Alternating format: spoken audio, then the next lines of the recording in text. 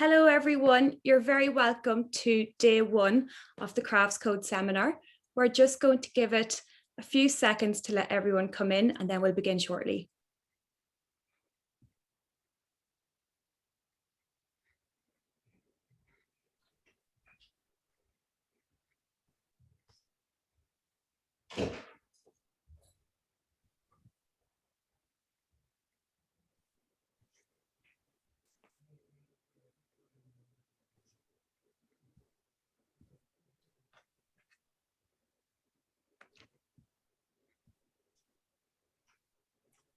Okay, I think we're going to get started as we have a very busy agenda today. Again, I just want to say thank you and you're very welcome to day one of the Crafts Code seminar, which is how to innovate the craft sector. My name is Shauna Sweeney and I'm the Innovation Coordinator for Design and Crafts Council Ireland. DCCI, or Design and Crafts Council Ireland, is the hosting partner for this seminar for the next 2 days. And on behalf of myself, DCCI, and the other 8 project partners, we'd like to officially welcome you to the first morning of the Crafts Code seminar. First things first, just a few logistical things. We would be delighted if you could follow us on social media. We are on our Instagram, Facebook and Twitter accounts. Please tag us in anything throughout today or tomorrow at Crafts Code, and you're welcome to use the hashtag Crafts Code as well. The webinar for both mornings is being recorded and you can find that on both our Facebook page and also our website, which is interregeurope.com/craftscode. So please do follow us throughout 2 mornings. We have a busy agenda, as I mentioned earlier. You're going to hear shortly from our CEO, Rosemary Steen. We're then going to move on to a presentation from Mariella Devos, and then we're going to lead on to the good practice sessions that are happening throughout the rest of the morning. We will be first joined by our colleagues in Ireland, then Spain, Hungary, and then you will be getting a well-deserved break at 11 o'clock or 12 o'clock in Central Europe. And then we'll have 3 more partner countries presenting in Italy, Finland, and Bulgaria. Finally, you'll see the Q&A session for all of the presentations will take place at the very end. If you have any questions throughout the morning, please type them into the Q&A chat or the chat function that we have at the bottom of the Zoom. And we will do our best to direct them to as many speakers as possible. We had over 250 people register, so we are expecting that quite a lot of you will be joining us this morning and we might have quite a few questions. So we'll do our best to answer as many as possible. If not, we will try and direct them to the panelists or perhaps ask them to answer it directly into the Q&A session. So hopefully that is all clear. As I said, the session is being recorded and you can follow us on our social media to find out more on that. But without further ado, I'd like to pass you over to the CEO of Design and Crafts Council, Rosemary Steen. Over to you, Rosemary. Oh, thank you, Shauna. Good morning, everybody, and welcome virtually to Ireland. We're delighted to welcome everybody to the 3rd Interregional Thematic Seminar of the Crafts Code project, funded by the EU Interreg programme. My name is Rosemary Steen and I am the CEO of the Design and Crafts Council Ireland, and we are delighted to be hosting this event. It seems extremely appropriate to be having this event the day after Europe Day and on a day of great happiness for us in Ireland, where we reopen large parts of our economy 5 months after lockdown. So it's a great happy day here in Ireland, and hopefully this will be a great event to mark the opening with. It's an honor to be joining. It's an honor to have you all on board, joining from all different parts of the continent. This event is the 3rd Interregional Thematic Seminar of the Crafts Code project. Crafts Code aims to enhance the competitiveness of craft SMEs by developing a framework to stimulate policy learning. Through learning, it aims to build capacity to improve the implementation of regional development policies and programmes, which for us is the southern region here in Ireland. Do you want to click on to the next slide, Shauna? The project's lead partner is the municipality of Florence in Italy. We, the DCCI, are based in Kilkenny here in Ireland, and we are the communications partner for the project. The other partners are the Vasa University of Applied Sciences in Finland, the Artius Platinum University College Antwerp in Belgium, the EOI Foundation in Spain, the Budapest Foundation for Enterprise Promotion in Hungary, the RAM Central Stara Planina in Bulgaria, and the Ministry of Economy European Funds for Competitiveness Directorate General in Bulgaria, and the Regional Council of Ostrobothia in Finland. Apologies if I haven't got the pronunciation of any of those correct. A key part of the Crafts Code project is organising these seminars, or ITSs. At the ITS events, the Craft Code partners exchange good practices and basically identify together with local stakeholders in their respective regions. We will be hearing some of these good practices later, and we will also hear an inspiring presentation shortly from Mariella De Vos from the Royal Academy of Fine Arts in Antwerp on bridging the old and the new in crafts.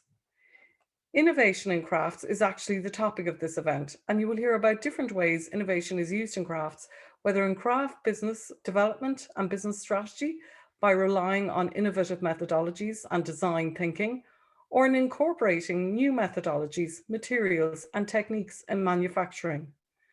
After the presentations, you will hopefully feel inspired, you will learn something new, and you will hear something useful about existing programs and best practices in your region or other regions, which we hope you'll be able to replicate in your work. Once again, on behalf of DCCI, I welcome you to this Craft Code event, and I wish you a very pleasant 2 days with us. I now invite Mariella De Vos to give us her opening presentation. Over to you, Mariella. Thank you very much, Rosemary, for this introduction. I hope I can inspire everybody a little bit about what we do. I will share my screen now, and I will shortly tell what we do in the Royal Academy of Fine Arts.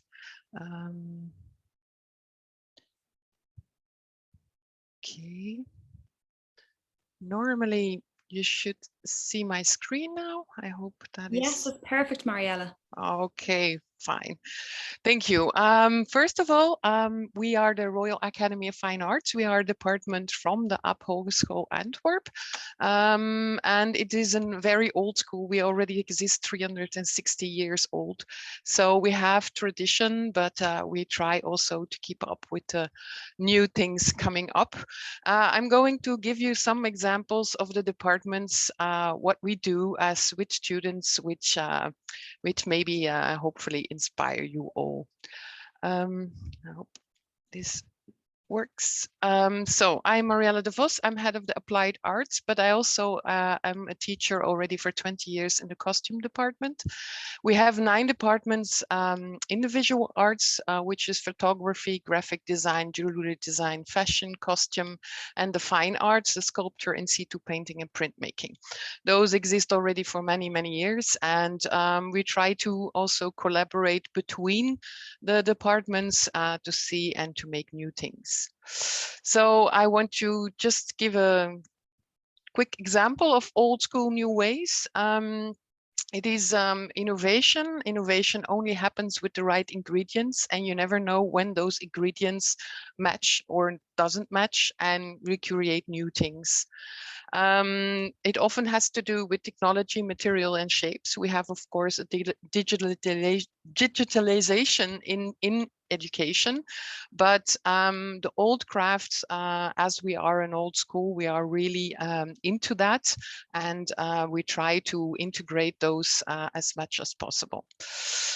First of all, I'm going to show you some projects to see what we do. This is a project with another department, with the product education of UA. It's from Tina. It was an old costume from 1900, which was worn out, and she made a project of the lace printing with machines and also the fabric printing.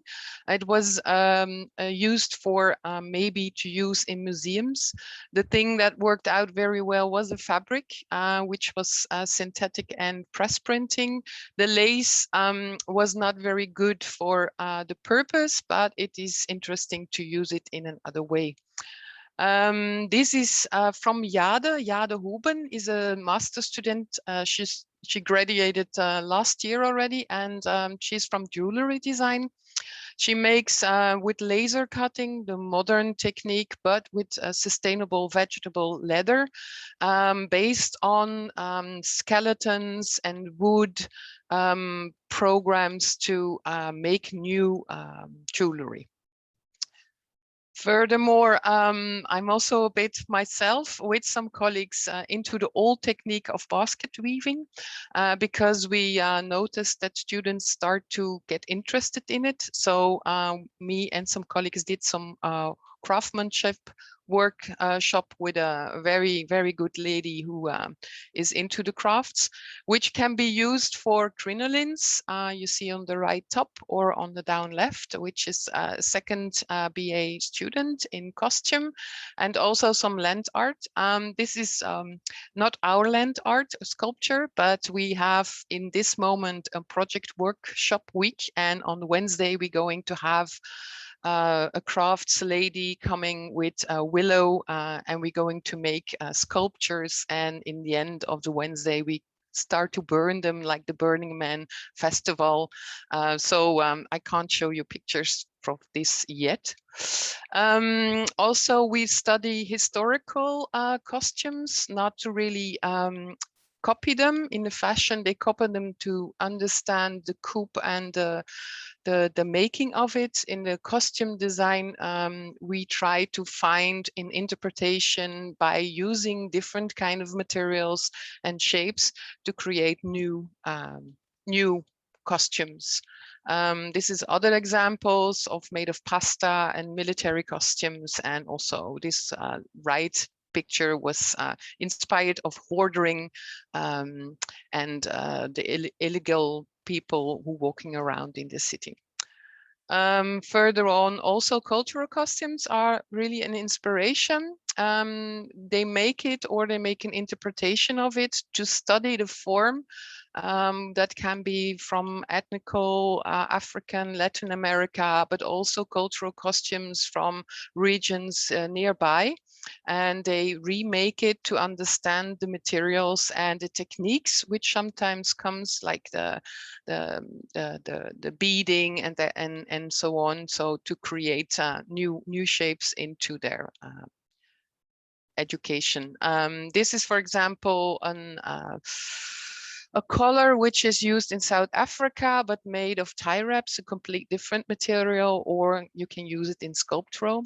So by using old techniques and new techniques and other materials, they create new jewelry or sculptures in this case. Also, an old object is a millstone. It's very, very old. It's a good technique to learn how to sew and also to see the volume. But we take it a bit further in our workshops and see if we can make it in different kind of materials. Left above is the seal from the stones from a sea hutch. In the middle, it's from jewelry. It's actually made of Morse code, and it says, I love you, and a very secretive message of it. On the right above, it's made of bread, baking the bread. And the other options are with wool or recycled materials, or even thermoplastics, which is a modern material, but also then with the old technique to use. It brings us, also we had a student who did a lot with the pleating of the millstones, and she created further on costumes with the pleating technique, and also to change fabrics in origami style. It's an old technique, but as you see, she made new shapes for a play in a performance. Then also with pleating, when we get the next step is shibori. Shibori is actually an old dyeing method of pleating the fabric and dyeing it. It's a workshop I do with the students to create new shapes and also to learn about dyeing and about the old techniques of Japan. Then we have, of course, in Flanders, the Flemish tapestry, which we're really proud of. It's very ancient. The modern new techniques is done with a tufting machine. You can see on the right. We are hoping to buy some because it's really interesting to work new methods to it. We have another student, Josephine Pelletier. She did last year, she made costumes and also tapestry objects for a play with using that tufting machine. Also, this is a project of Nell Martins. She was a master graduate in fashion 2 years ago before the COVID. And she is actually into oil painting, which is not really fashionable, but she transferred her oil paintings into embroidery, in the tapestry embroidery. She worked together with the industry together, so she could make her collection all made of tapestry embroidery. Then there is an old technique, it's called bouillon embroidery. It's an old technique which is used in India. For example, you can see that a lot on the saris, but also in the military and clerical costumes. It's a very thin and very fine coil from a metal wire, which is cut long or short and embroidered. They're really old techniques, and it's hardly used anymore, but there was a student who was inspired by this old technique, and that's Liu Xing. Liu Xing is now a master student in the jewelry design, and you can see the coil making is with a machine, and he made his own devices, but in a new way with more possibilities to change, and he is making now objects and also jewelry or brooches to have his master project. And that was it. That was the inspiration that our students get from crafts. So we try to get the crafts into the education on demand, but also if the student is looking for it, and we try to give it to them so that they can be reloved and rebuilt and not forgotten. And I wish you much inspiration in the past for making the future bright for everybody. I hope it was a short inspiration for to keep the crafts alive and also to integrate it in the education nowadays. Thank you very much. Thank you so much, Mariella. Really interesting. We're just going to move on quickly to our next speaker, who is Mike Dolan. Mike, if you're able to share your screen there.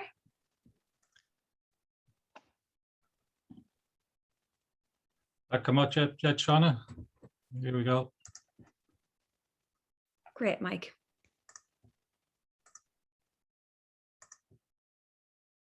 Okay.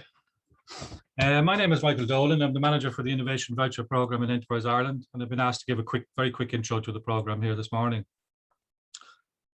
The programme was set up in 2007, and I suppose the primary objective of the programme was two things. One was to increase the level of innovation in the small business sector's approach to innovation, or innovation within that sector. But just as importantly, to build linkages between the small business sector and the third level colleges of Ireland, in other words, the universities and the institutes of technology. So we come up with this programme that we would give out vouchers worth €5,000 to assist a company to explore a business opportunity or problem with the participating knowledge provider. And companies can use a maximum of 3 vouchers, one of which is co-funded. They're primarily used for new product or prototype development, new process development. Sometimes a company would like assistance with a new business model or a new service development. In other words, they're kind of shifting or pivoting from one area to another. Some are used for technology audits, and also others are used then for particular challenges or issues, you know, where they may need some technical assistance with some difficulty they're having, maybe with a prototype or with a new product that they're trying to design. In terms of the size of the program, we generally do about 550, our companies will use about 550 vouchers per year. That's at a cost of about 2.5 million. And I suppose in total, since the program began in 2007, just over 7,000 voucher projects have been completed, and that's at a cost of about 32 million. So it's very popular and quite sizable. It continues to grow, and companies are definitely finding value with the program.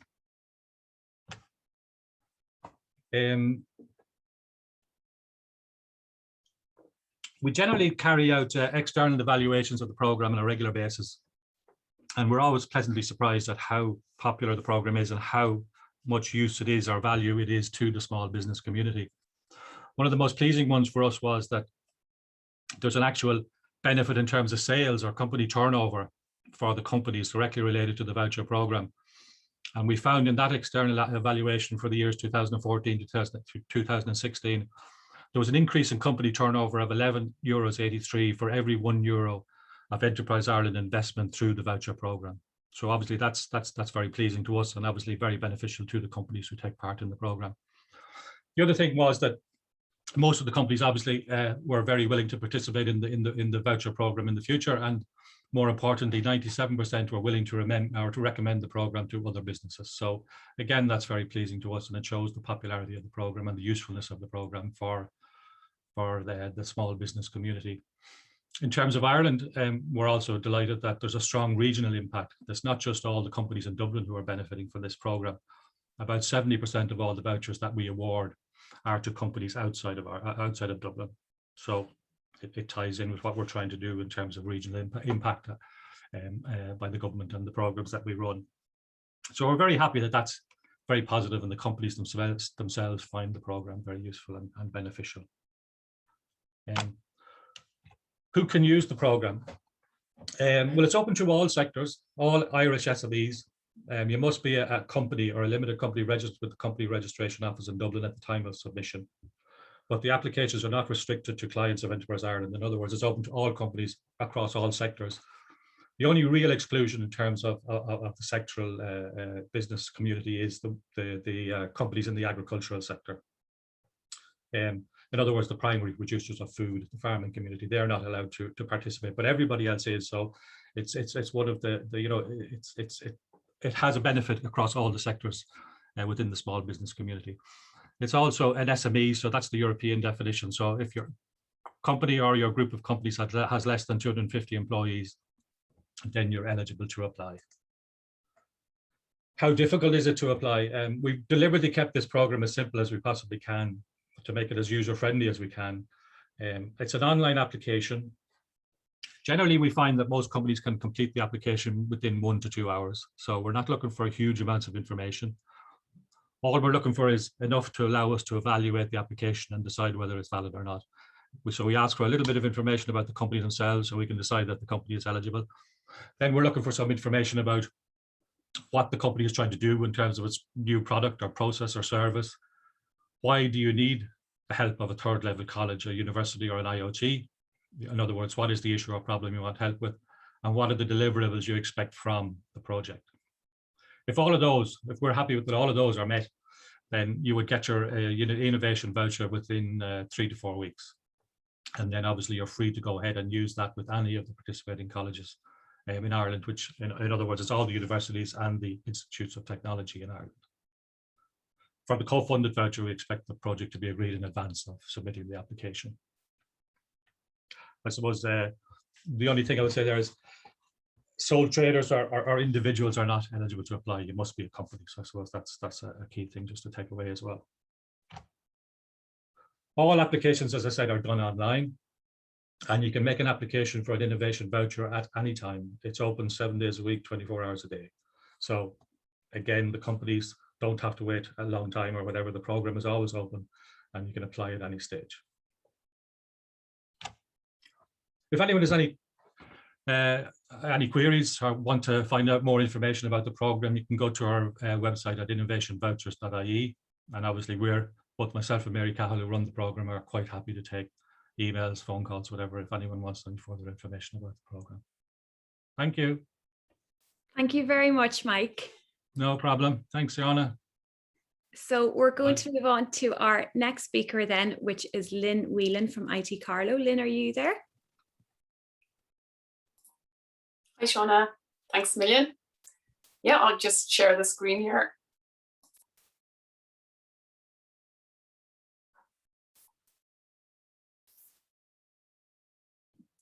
And I forgot to mention, we're also delighted to be joined by Alison Power from Ohu Design as well. So Alison's there too.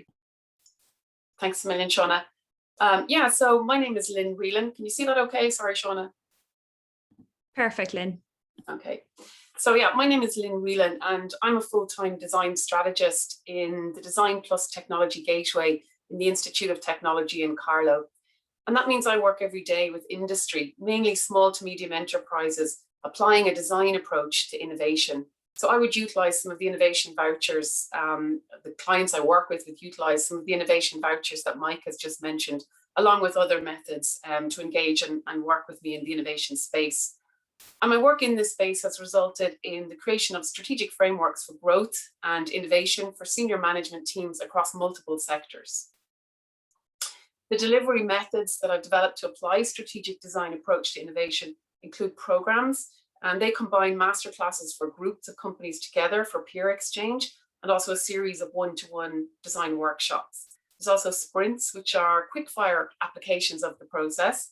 There's also residencies, which are more of an immersive experience that happens over a few days within the design studio. And then one-to-one sessions where a single company would come for a series of design workshops. And that might be done, as I said, under an innovation voucher scheme. So we're talking about innovation today, but really I suppose the first thing is, what is it? And the first thing to say is that innovation has unknown outcomes. If we know what the results are, we're not innovating. So secondly, a strategic design approach to innovation can be applied to the business model or applied to new product development, or both. Strategic design applied to the business model is looking at big picture transformational change. We're putting the owner manager in the picture as well as the end users. And we bring in all these human drivers which have a significant impact on developing new and successful strategies, as opposed to just looking at the return of investment model. I think this is particularly applicable to the craft sector. But how do we access it? There is a structure, and we're in the innovation space, and we're working with a very specific process, and we have a refined and developed toolkit. So it can be applied, to the traditional design sector and also to the non-traditional design sector when we're applying it to the business strategies. We work within the financial sector, the craft sector, retail, food and drink. It may be a multitude of places. And the process itself has 4 key stages, which is based on the theoretical design thinking approach, which is a process of divergent and convergent thinking. And we've translated this into the business landscape to make it accessible. A well-developed toolkit has been created to support the process. And the tools are prompts to challenge the thinking, and they're unlike templates which are predefined. Also, it's a very visual process, which involves visual mapping of the business ecosystem, the processes involved, the vision. And this visualization provides a shared context and assists us with complex data. The tools are all interchangeable and are a mix of business tools, design tools, and newly created tools, which each participant receives, which makes the process replicable and accessible. And the participants can continue to innovate, be nimble, and adaptive to change. In measuring the success factors of the strategic design engagement for innovation, we can categorize the results as outputs, outcomes, and impacts.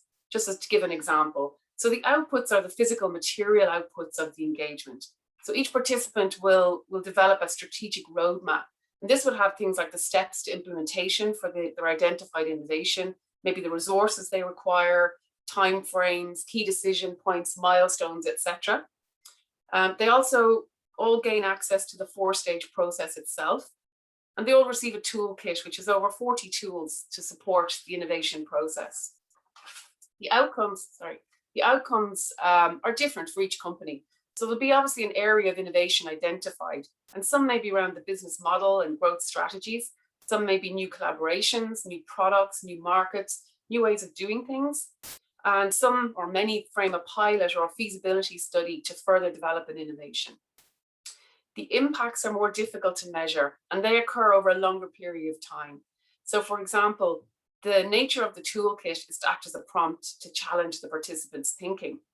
The owner managers, by engaging in the process, are taking a step back and considering a holistic strategic view of the business, the opportunities and the challenges presented. This objective analysis is a form of critical thinking. Secondly, the owner-manager is engaging in visualization techniques throughout the process to manage complex data, such as mapping the business ecosystem. The third indicative impact is in relation to the introduction of strategic planning. So the framing and visualization of the vision enables ease of communication to assist in creating a shared context between stakeholders, funding streams, partners, etc.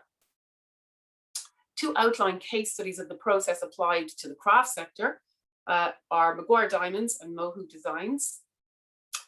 So Mohu Designs create tools for people with sensory difficulties, and by engaging in the strategic design process, it was identified that the key challenge was in the distribution model, as the products were targeting healthcare sectors such as nursing homes, which involved lengthy and competitive distribution chains. The product and target markets were re-evaluated and research conducted which identified the opportunity to bring these products mainstream through craft and design outlets and retail stores and through e-commerce and online.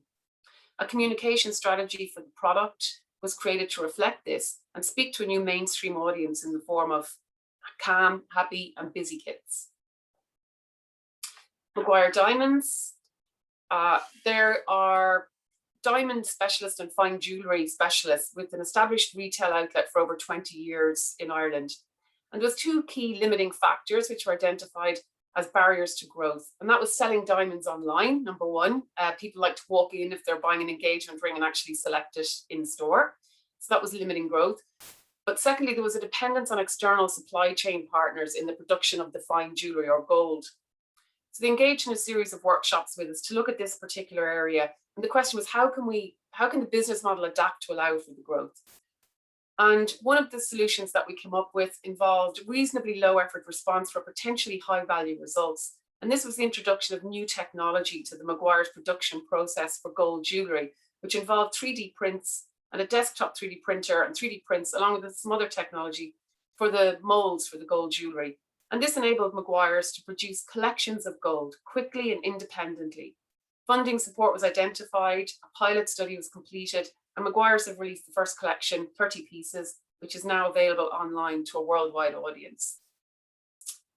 So Alison is with us as well today from Mohu Designs. Alison, if you want to say a few words as well. Good morning. Good morning, everyone. I participated in this process, in this program in a residency and also through the innovation voucher. And for my very small business, I suppose there was a little bit of awareness that a lot of things are so focused on templates and ticking boxes that some of it didn't seem relevant to me until I came upon the experience of going through this with the Design Plus. And I think one of the key things for me that differed from other mentoring or business strategy experiences was that it was very much focused on my vision, on me as the business owner. And the vision that I have isn't really just about euros and cents. It's about more where I am in my life and my own dreams and goals. And the ability of this process to be able to hold me as the business owner and as the individual in that space quite took me by surprise. It was a situation where I was encouraged to just tell my story and then shown how it populated this tool. And in this way, I was kind of gently brought into looking at the things that were stuck in my business and also taking them apart so that I could see more clearly and within those spaces innovate. I found myself surprised at the things that were causing the issues that were drawn out carefully. But the visual nature of the tool allowed me, I suppose, for the first time to see my business in a visual way, which of course, as so many craftspeople are, very visual. And it felt less like, you know, that administrative business end of things, but very much an organic step towards understanding my own vision and my business and bringing it forward successfully. And it really did bring hope, the process. It was very much a shared experience for me with Lynn, who was delivering it. Even the language that was used instead of saying like, what are you doing here? And maybe you could do this. Lynn very cleverly said, what if we look at it this way? And for a small business and someone who is on their own, works on their own quite a lot, this was a very subtle but important shift for me, because I felt like there was somebody else beside me in the bubble, looking at the dome of my business or my vision. And together we were exploring an extremely positive experience, I have to say. But what really surprised me was that I took on board the whole process, the toolkit. When Lynn speaks about this complicated toolkit, it's something that you take into you, becomes integrated into your thinking. And now I realize that by using the toolkit again and again, it makes me feel my business has a much better chance of survival. It makes me feel like I can adapt to change without becoming a box ticker or a bureaucrat. Not sort of shine or should we say a dark light on any of those roles. But for me as a craft person and somebody who lives through the visual and the creative, this was very uplifting, and I felt strengthened as a business owner and as an entrepreneur. And that's really my story. That's what I wanted to say. Thank you very much. Thanks, Alison. Thanks, Shauna.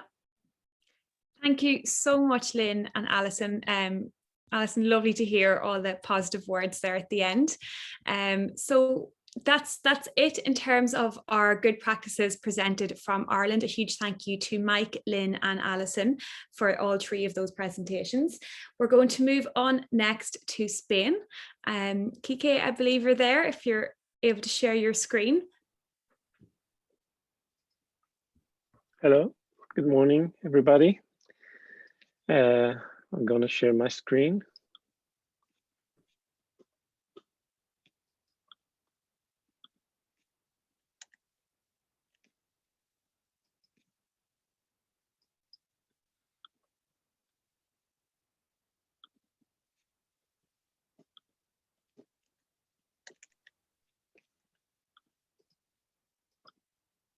Okay, here it is. Is it okay?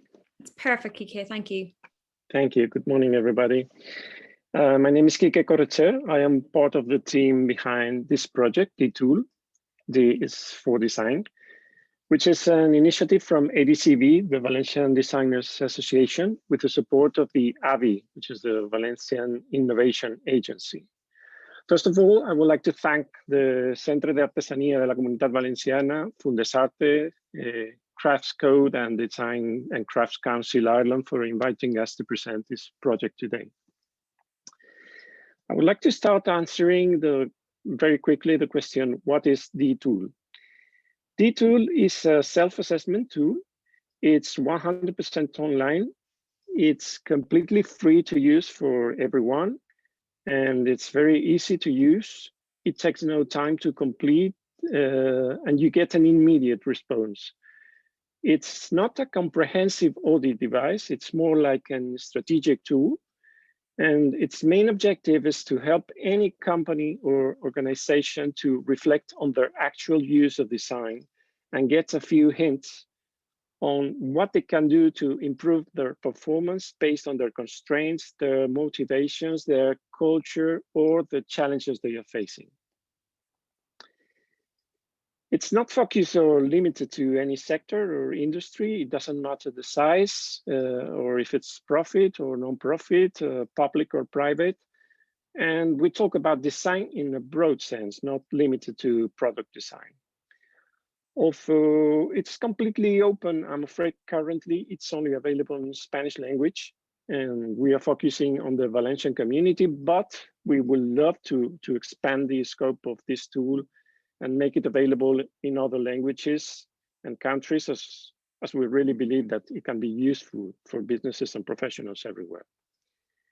Next, I would like to dedicate some time to explain how we came up with this idea. It all started 3 years ago when ADCV, our association, and DAVI, the innovation agency, recruited a group of professionals to tackle the problem of measuring design in the Valencian region. After a year of hard work, we came up with this report that I have in my hands. Let me tell you that there is an English version of the entire report available for download at the project website for free, as well as an executive summary if you don't have time to read that much. Our main motivation was to promote the use of design. And we saw that the lack of measurement tools is a serious impediment when it comes to conceiving and implementing design policies.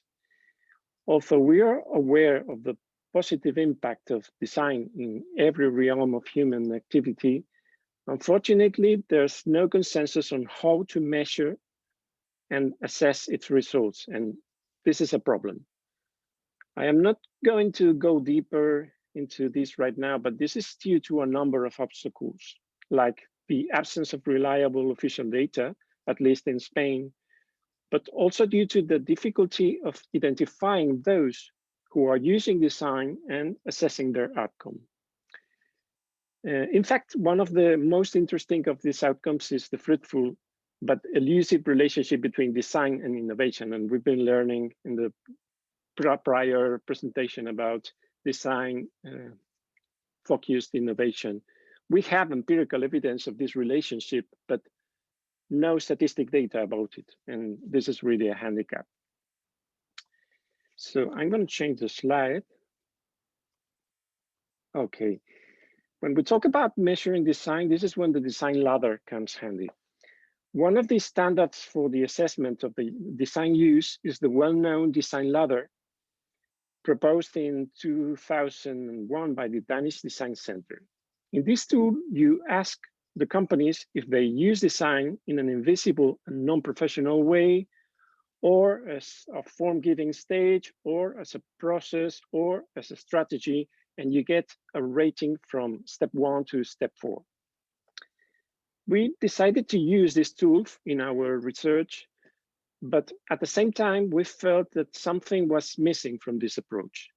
So when we started watching the results of our research, we had this insight, the idea that design is helpful at many levels, in many kinds of organizations, in multiple situations, and that the use of design should be fostered as such, avoiding the customary discourse that tells the companies that they need to climb up to the highest levels of the design ladder to really take advantage of their design efforts.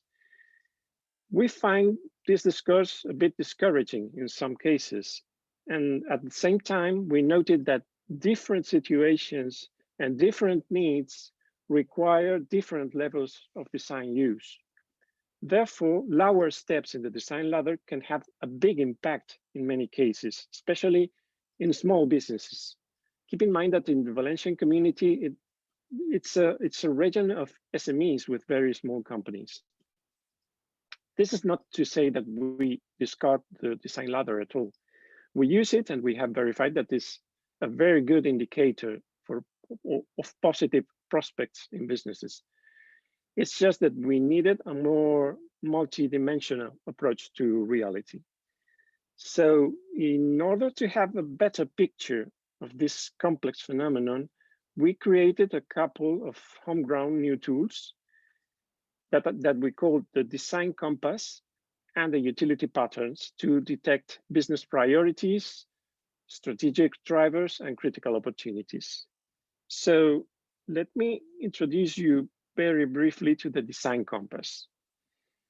As you can see, based on 4 different scenarios in 4 quadrants of this circle, the Design Compass specifies that design is present in the culture of companies in 4 different ways, from design as a predominant driver to the cases in which the main rationale is the economic benefit.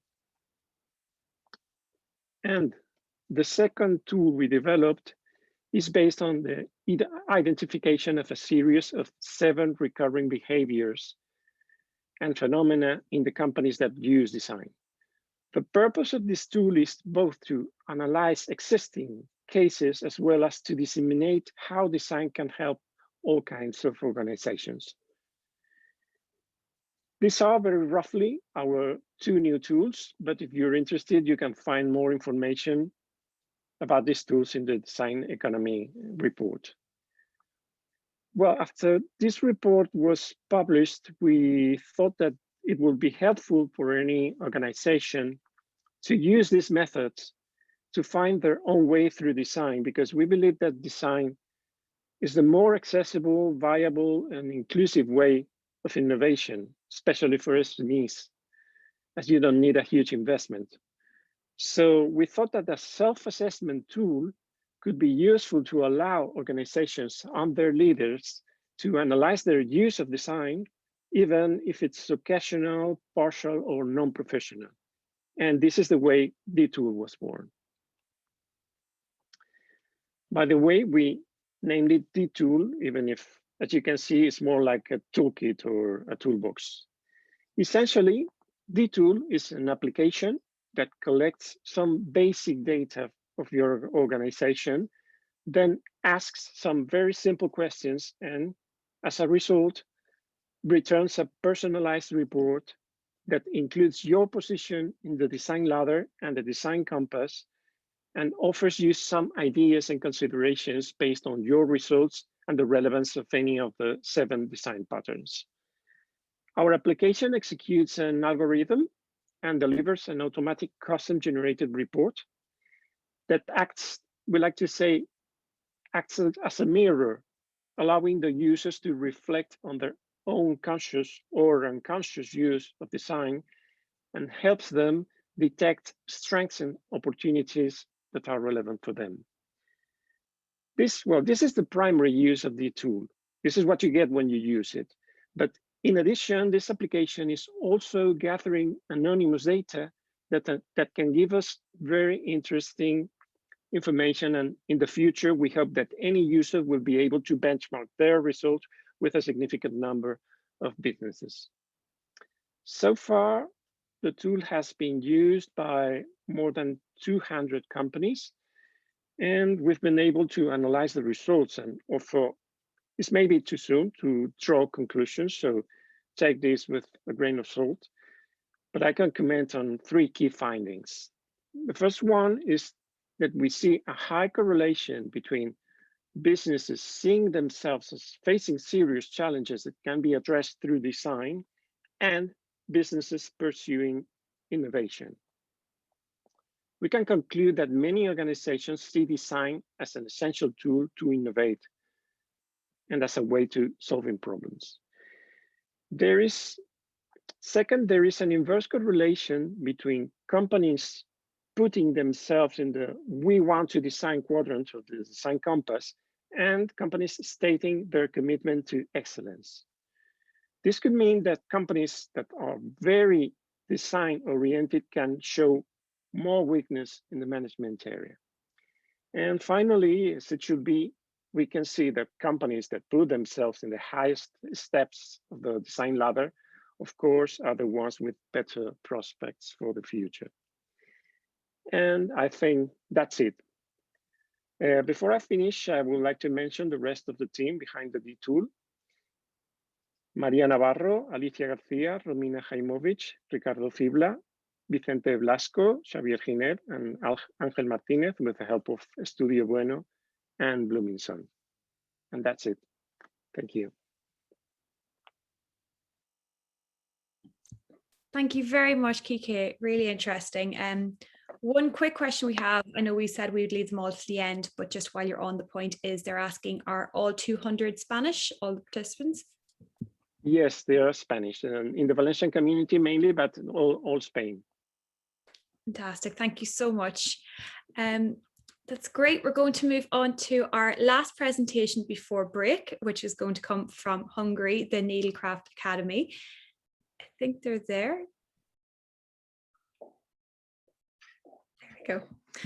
So if you're able to share your screen, thanks very much.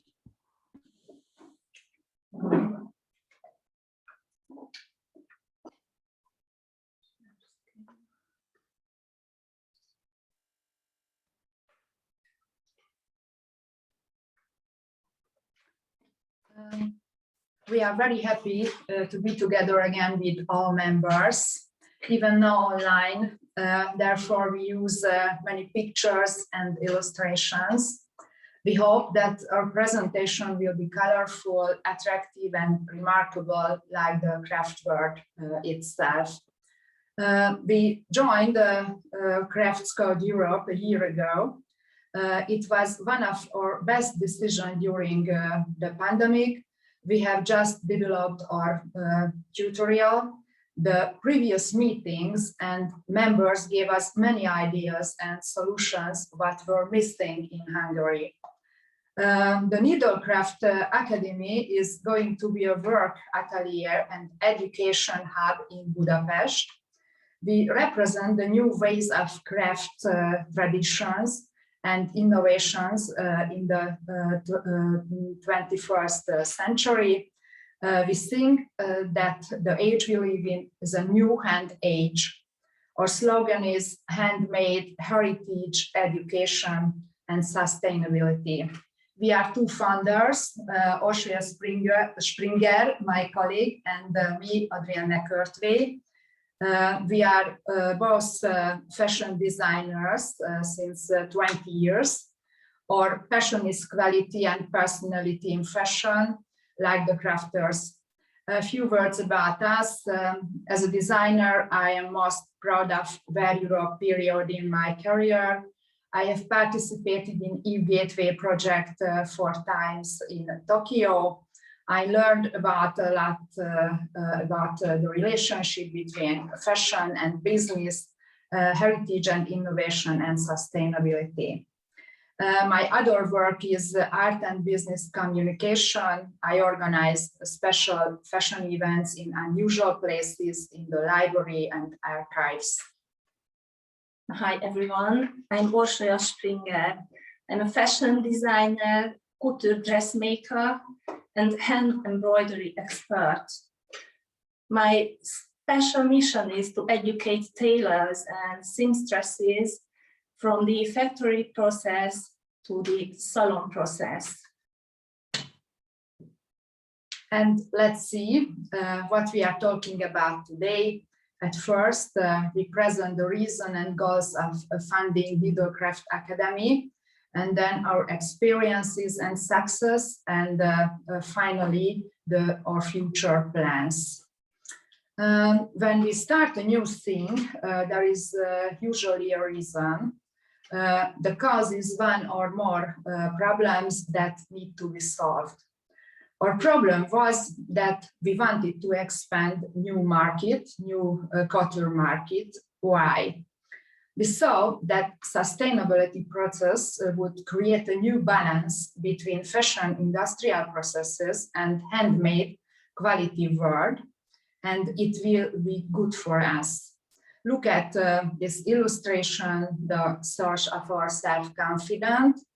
As we can see, the sustainability of fashion depends on tradition, for example, on demand and custom-made, high quality and timeless design, repair design is our side.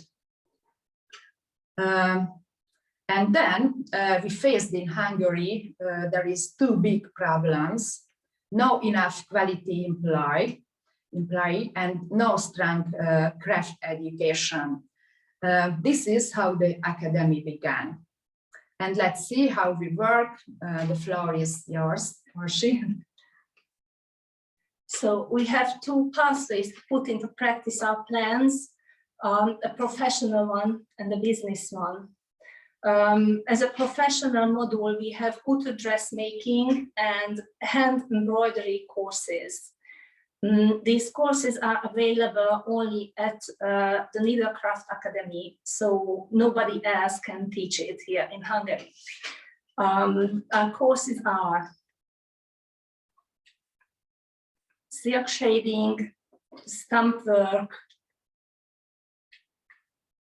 monogramming, beading, goldwork embroidery, tambour, miniature embroidery, and silk flower making. In the business model, the main emphasis is on the crafters' professional self-knowledge and self-confidence, and of course on skills to business, such as how to become an entrepreneur or how to start a firm. We examined the current possibilities on craft market, and we found there are two different types of crafters, the professionals and the hobby crafters.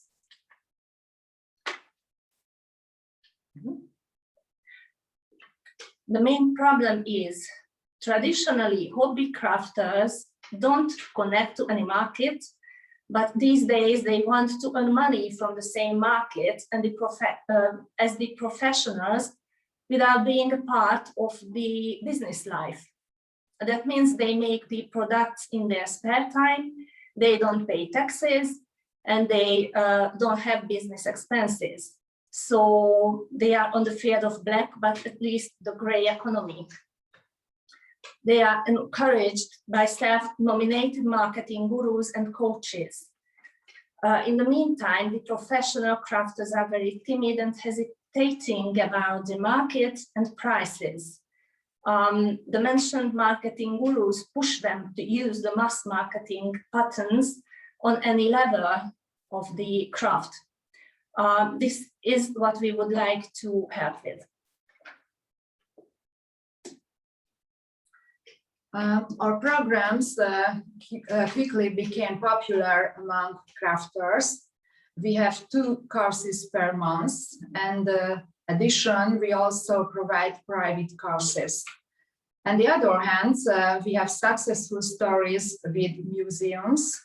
The first photo was taken in the ceremonial hall at Hungarian National Museum and the Couture Christmas program. Those were the days. And the other favorite success is the collaboration with the Hungarian Heritage House Little Black Dress project. It is a very interesting project that combines rich Hungarian folk traditions and iconically the black dress. We participate as experts in this project. And finally, a few words about our future plans. We would like to join healthcare researches. Everyone knows that there is connection between handwork and mental well-being. We have been working together with 2 specialists in the field of dementia prevention. We would like to open a new co-work atelier and organize the Craft Business Conference offline in September. The question is today, how innovate the craft sector? We have 3 short answers: sustainability, education, and healthcare. And don't forget, no human culture without smart hands. This is our best value. Thank you for your attention. We wish you a good health, a good summer, and opening all countries from Budapest. Thank you so much to all of our speakers there just before the break. We are going really good for our time. So I'm just going to share my screen quickly. I think that what we can do is actually take a 15-minute break. So you get 5 minutes extra than what we had originally hoped for. So what we are going to do is, if we're going to take 15 minutes, we can bring everyone back at 11:15 here in Ireland, or 11:45 in Central Europe, and hopefully everyone can join us then. And once again, we'll be having questions and answers for all of our speakers at the end of the session. So we'll see everyone in 15 minutes. Thanks, everyone.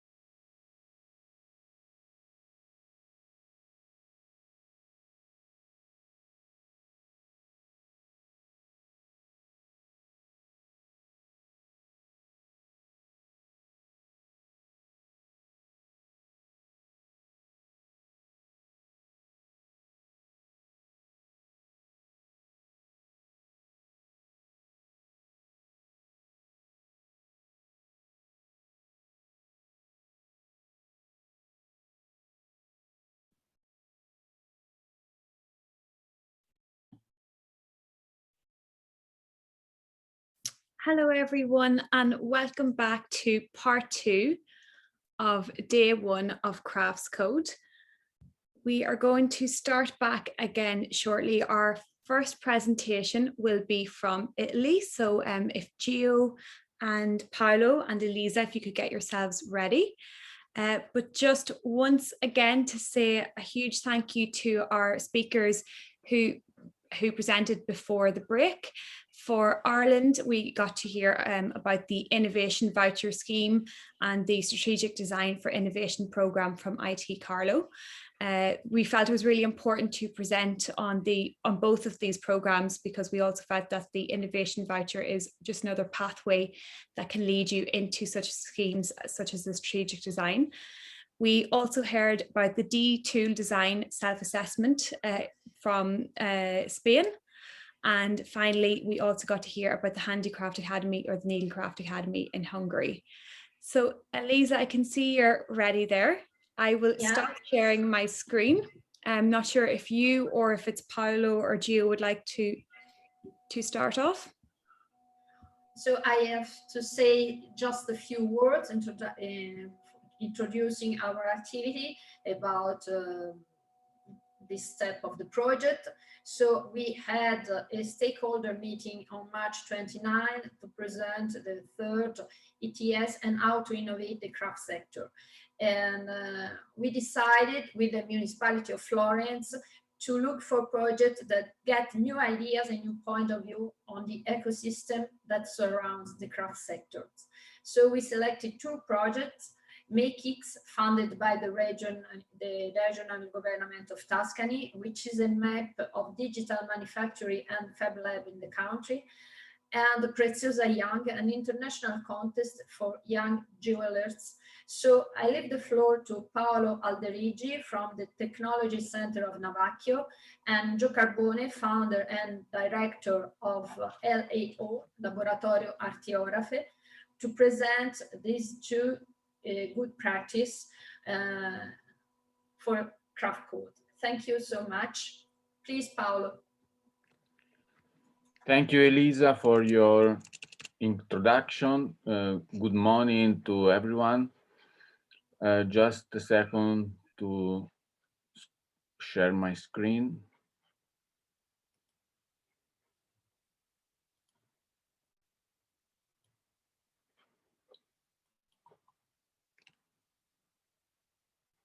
I hope you can see the slide. Yes, perfect, Paolo. Thank you very much.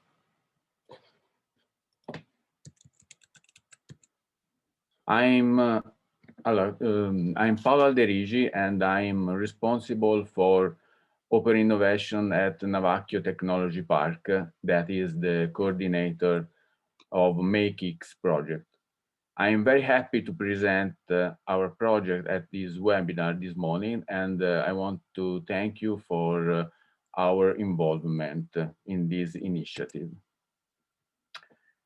MakeX is the Tuscan network of digital manufacturing promoted by the municipality of Cascina near Pisa and financed by the Tuscany region and coordinated by Navacchio Technology Park.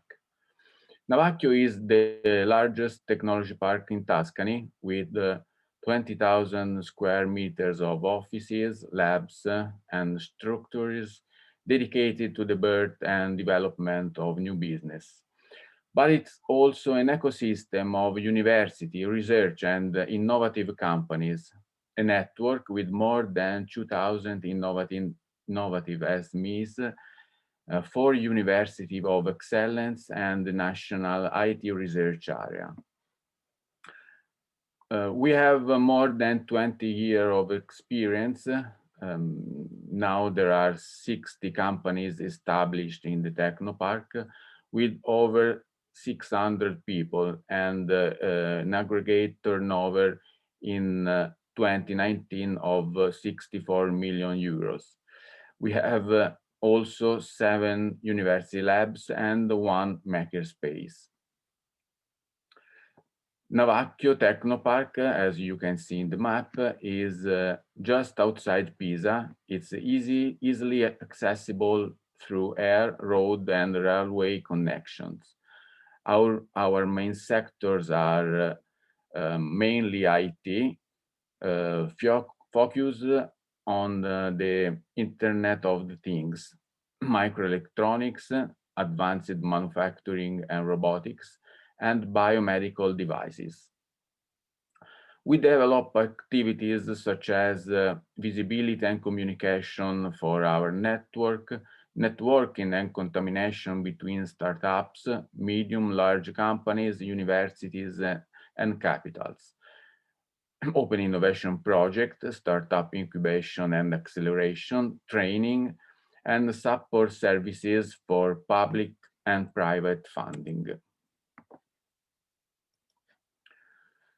MakeX is a 2-year regional project started in 2019 to help the growth of a new generation of entrepreneurs and digital artisans through new organizational models and new ways of designing and building things based on manual skills, technology, collaboration, design, and sustainability.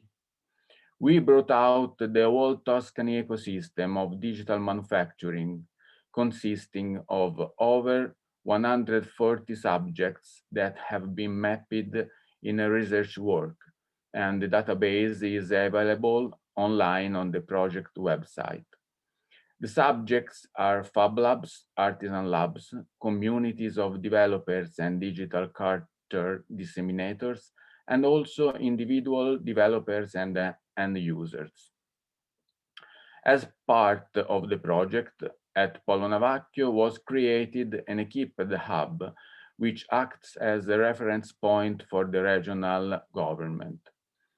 As you can see in the pictures, inside the hub, there is a makerspace with digital fabrication equipment that is divided in different areas. We have a reception, 3D printing area, screen printing, laser and hot wire cutting, 3D scanner, and an education lab for training courses. The project has two main objectives.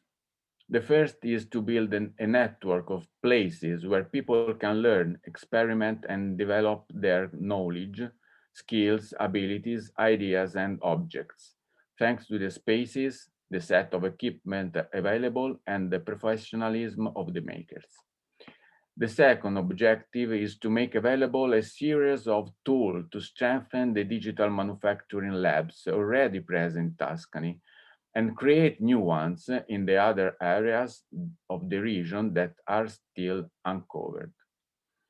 The web platform represents the enabling tool for the functionality of the network, essential for visibility and accessibility to the excellence of Tuscan digital manufacturing. The best practices have been collected on the platform through videos to increase the diffusion on a large scale. You can see several examples of realizations like jewels, theater sets, furniture objects, and more. Each one has been told in a video that can be found on the website. I just want to spend 1 minute to speak about one of the best case history that concerns the digitizations of an archaeological find dating back to the 2nd century BC. It's the lid of a female Etruscan funerary urn found in the province of Pisa. The urn was first scanned in 3D and then digitized, and now the digital model is available and physically reproducible through 3D printing.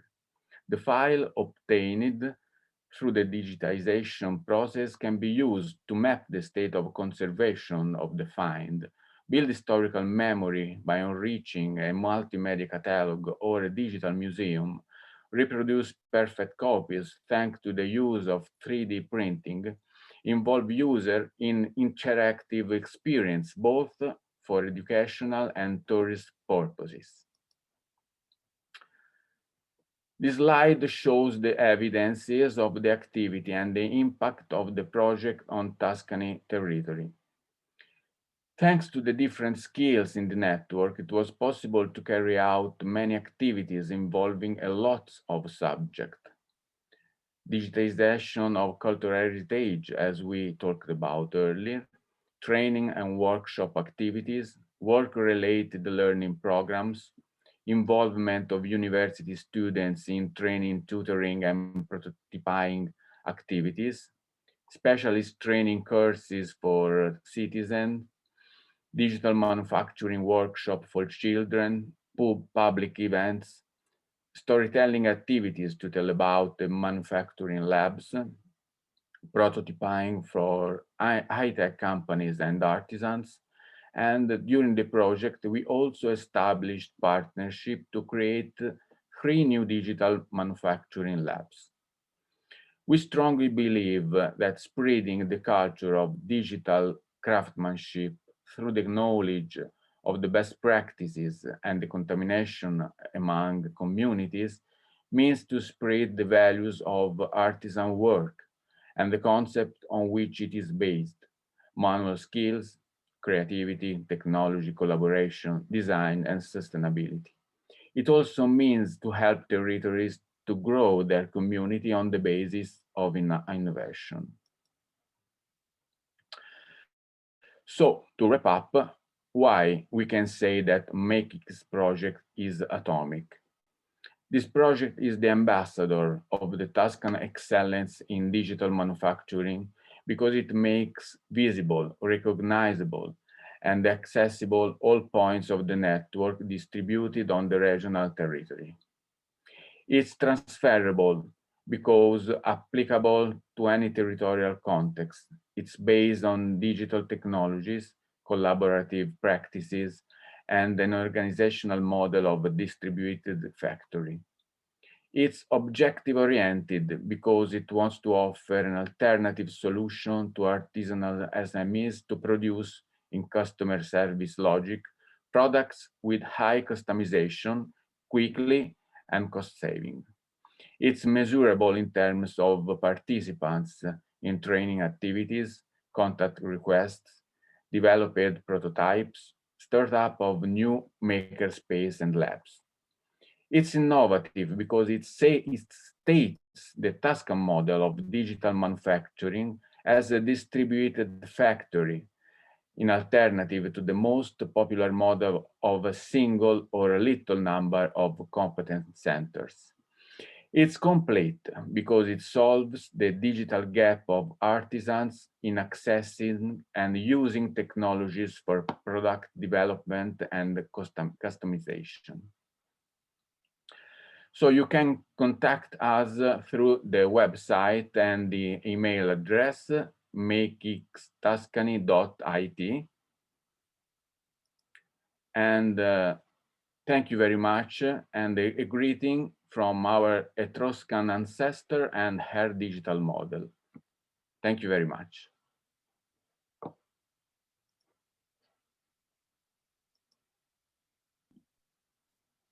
Thank you very much, Paolo. I think the next speaker we're moving on to is Gio, is that right? Hello, good morning. Hi, Gio, how are you? Fine, thank you. Nice to meet you again. Lovely to meet you as well. Thank you so much for joining us today. Are you able to share your screen okay? Yeah, moment.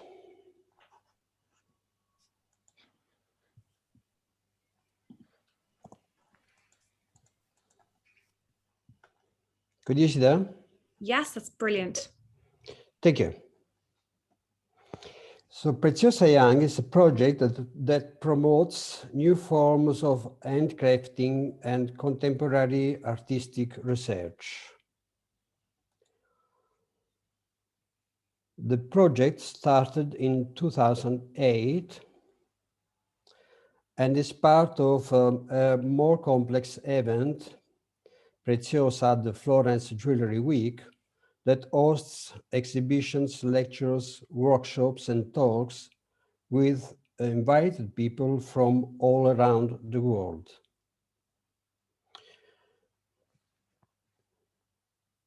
The exhibition is organized in the form of a selection open to artisans, designers, and artists with a maximum age of 35 years.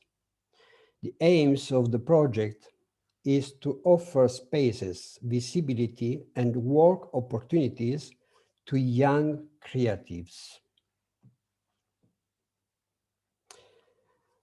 It works in a very easy way. For each edition, we have a jury formed by artists, critics, gallery owners, collectors, educators, master craftsmen. The jury remains totally anonymous until the announcement of the winners, and select a group of participants who will be included in the exhibition catalog, and we will offer different prizes that I will explain in the next slides.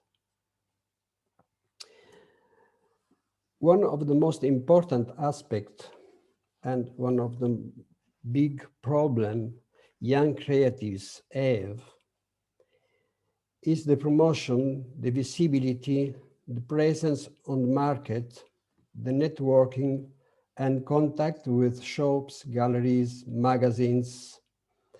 And this is what the project offers. It means provided useful space and visibility to overcome these difficulties.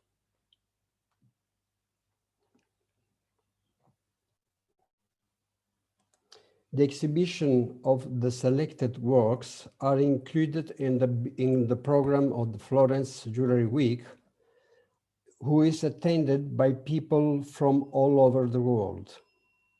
The program includes many different activities that are attended by the public free of charge. The winners of Preciosa Young are involved in a stimulating context with a concrete possibility to contact people and institutions especially useful for their future work. The catalog with all the work, with critical text, with curriculum of the winners is offered free of charge to visitors of the exhibition in Florence and other locations in the following months. In addition to the catalogs, the project enjoyed the visibility of dedicated website and a great promotional effort through social media and dedicated platforms, magazines, blogs, who dealing with art and crafts. The exhibition is exported to other locations in the following months.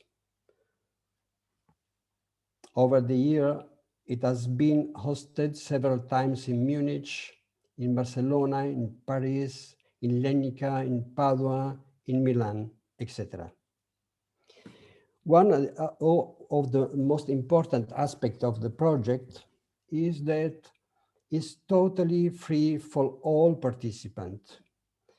They have not cost at all, are part of the shipping of their object from house to Florence.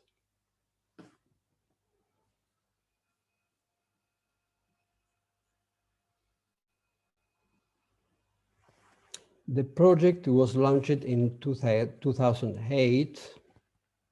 The average cost for each edition is about 35,000 euros, totally supported by the school. In the years, we had more than 60 selected artists. We have published 7,000 catalogs and we had more than 10,000 visitors.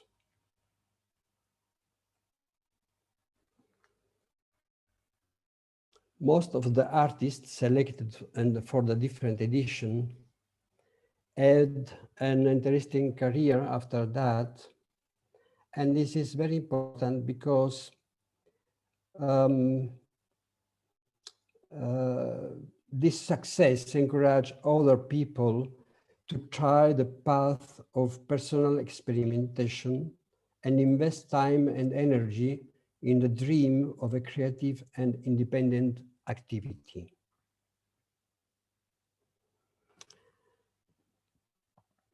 In the recent years in Europe, we see a silent and progressive return to many young people to manual and creative activities, rediscovering the value of traditional knowledge and skills.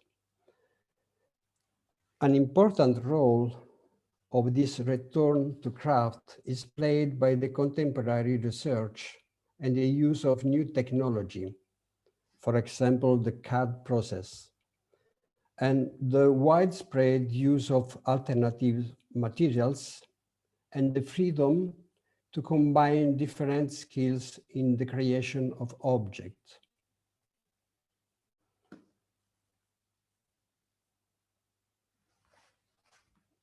So creating objects, thanks to its creativity, to the cultural and technical preparation, and especially with one's own hands, seems to become attractive for the new generation. A part of the catalogs and the exhibition, the project also includes a special prize for one of the winners that is hosted in Florence as an artist in residence for 3 months to create a new collection. The same artist is offered the opportunity to hold a short seminar for a group of students. This is another way for young artists to taste and understand their potential.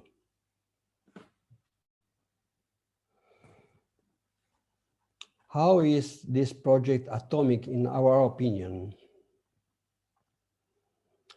The project is ethical and transparent in the practice and support young creatives is a model to follow and imitate. The project is transferable because the formula is very simple and can be replicated without difficulties. In addition, each edition is replicated in different locations in Europe. The project has a clear and easily identifiable objectives, that is to promote and support new form of craftsmanship and contemporary research. The results are measurable. We had more than 60 selected artists, 7,000 catalogs, and more than 10,000 visitors. The formula of the project is innovative because it actively involves the selected artists. And to conclude the project, the school that is the promoter and the supporter of the project also purchases at least one of the work by each selected artist. This feature completes the sense of the project and makes it attractive and unique. Thank you very much for your attention, and I hope my English, it was not so worse for all of you. Thank you, Gio, and your English was perfect. Same with Paolo, so thank you so much to the two of you for presenting. Thank you. Don't be worrying about that. Honestly, everyone today has been presenting very clearly and well, so thank you. I know how difficult it is with, we have panelists from all across Europe, so thanks again. Thank you. Thanks, Gio. So that was our presentations from Italy. We are now going to move on to Finland, to our colleague Tanya. Tanya, are you there? Yes. Great. So I'll hand it over to you now, Tanya. Thanks. Okay, thank you very much.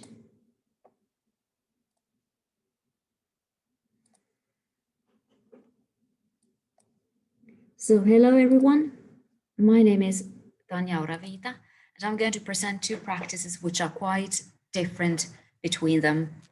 The first one, Business More One, is more about a kind of practice where, for instance, research and such hard elements have been applied, whereas the other one is more social. So what is this one? It is actually Business More One is an evaluation tool that helps creative entrepreneurs to plan, analyze, and develop their business ideas, and also think what is the potential of these ideas. We all know that most enterprises in the creative sector, they want to focus more on what they do instead of the business idea, profitability of the business. It can be used digitally and also in workshop situations. So, well, I already said it, but the main challenge behind this is that common business development models that exist, they adapt poorly to creative industries. Of course, because these industries, the creative sector, including handicraft, they have difficulties developing businesses and making them profitable, understanding customers, etc. So they would need to address a little bit more such issues as feasibility, viability, and attractiveness of the business ideas, profitability, and of course, customers and a functional business model. It is not about what I like to do, it's more about, do I want to live with it? So these business tools need to have and address special qualities of creative sectors. So what does Business More One do? Well, it helps aspiring entrepreneurs, including craftspeople, to see and analyze different areas of their business activity and to evaluate and trial them throughout the process. The tool includes different phases and strategic tools, of which some of them are those that you know already. For example, the SWOT analysis or PESTEL. And the idea is to act proactively instead of being there and reacting when it's a little bit too late. But the process is ongoing. You don't do it once, but it's an ongoing process, and you do it when needed, and you can develop it all the time. So this is a methodology. On the top here, you can see that design methods and lean startup have been used in the process to develop the tool itself, but also applied in its methodology. And then on the other side, there are the strategic tools. And we have the customers, prototyping, and continuous development. Why design thinking? Not because it's fashionable to do it and use it and say it, but simply because design thinking addresses those blurry problems and wicked problems, which, for instance, business creation is. You do not know exactly what to do, which avenue to go to, and so it does help you to discover customers, opportunities, possibilities, weaknesses, whatever there is. And it's not only applied at the first phase, but throughout the whole process of this Business More One tool. So it is about approaching the creative sector with the tools of the creative sector. And as you already saw, when done in a workshop, it looks more like this. So it really does encourage people to trial and think about things and see things from a new perspective.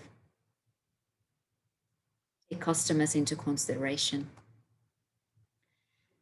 And here is what the tool is. This is a tool, but it's not the process yet, or the process, one part. Because it's the tool consists of an outer circle, which is the external forces, markets. Then there's the internal circle, which is the company itself, the solutions provides the customers, the financial issues and its resources. And at the very core, there is the entrepreneur, him or herself, the motivation, what the person wants to do, the personality as such, etc.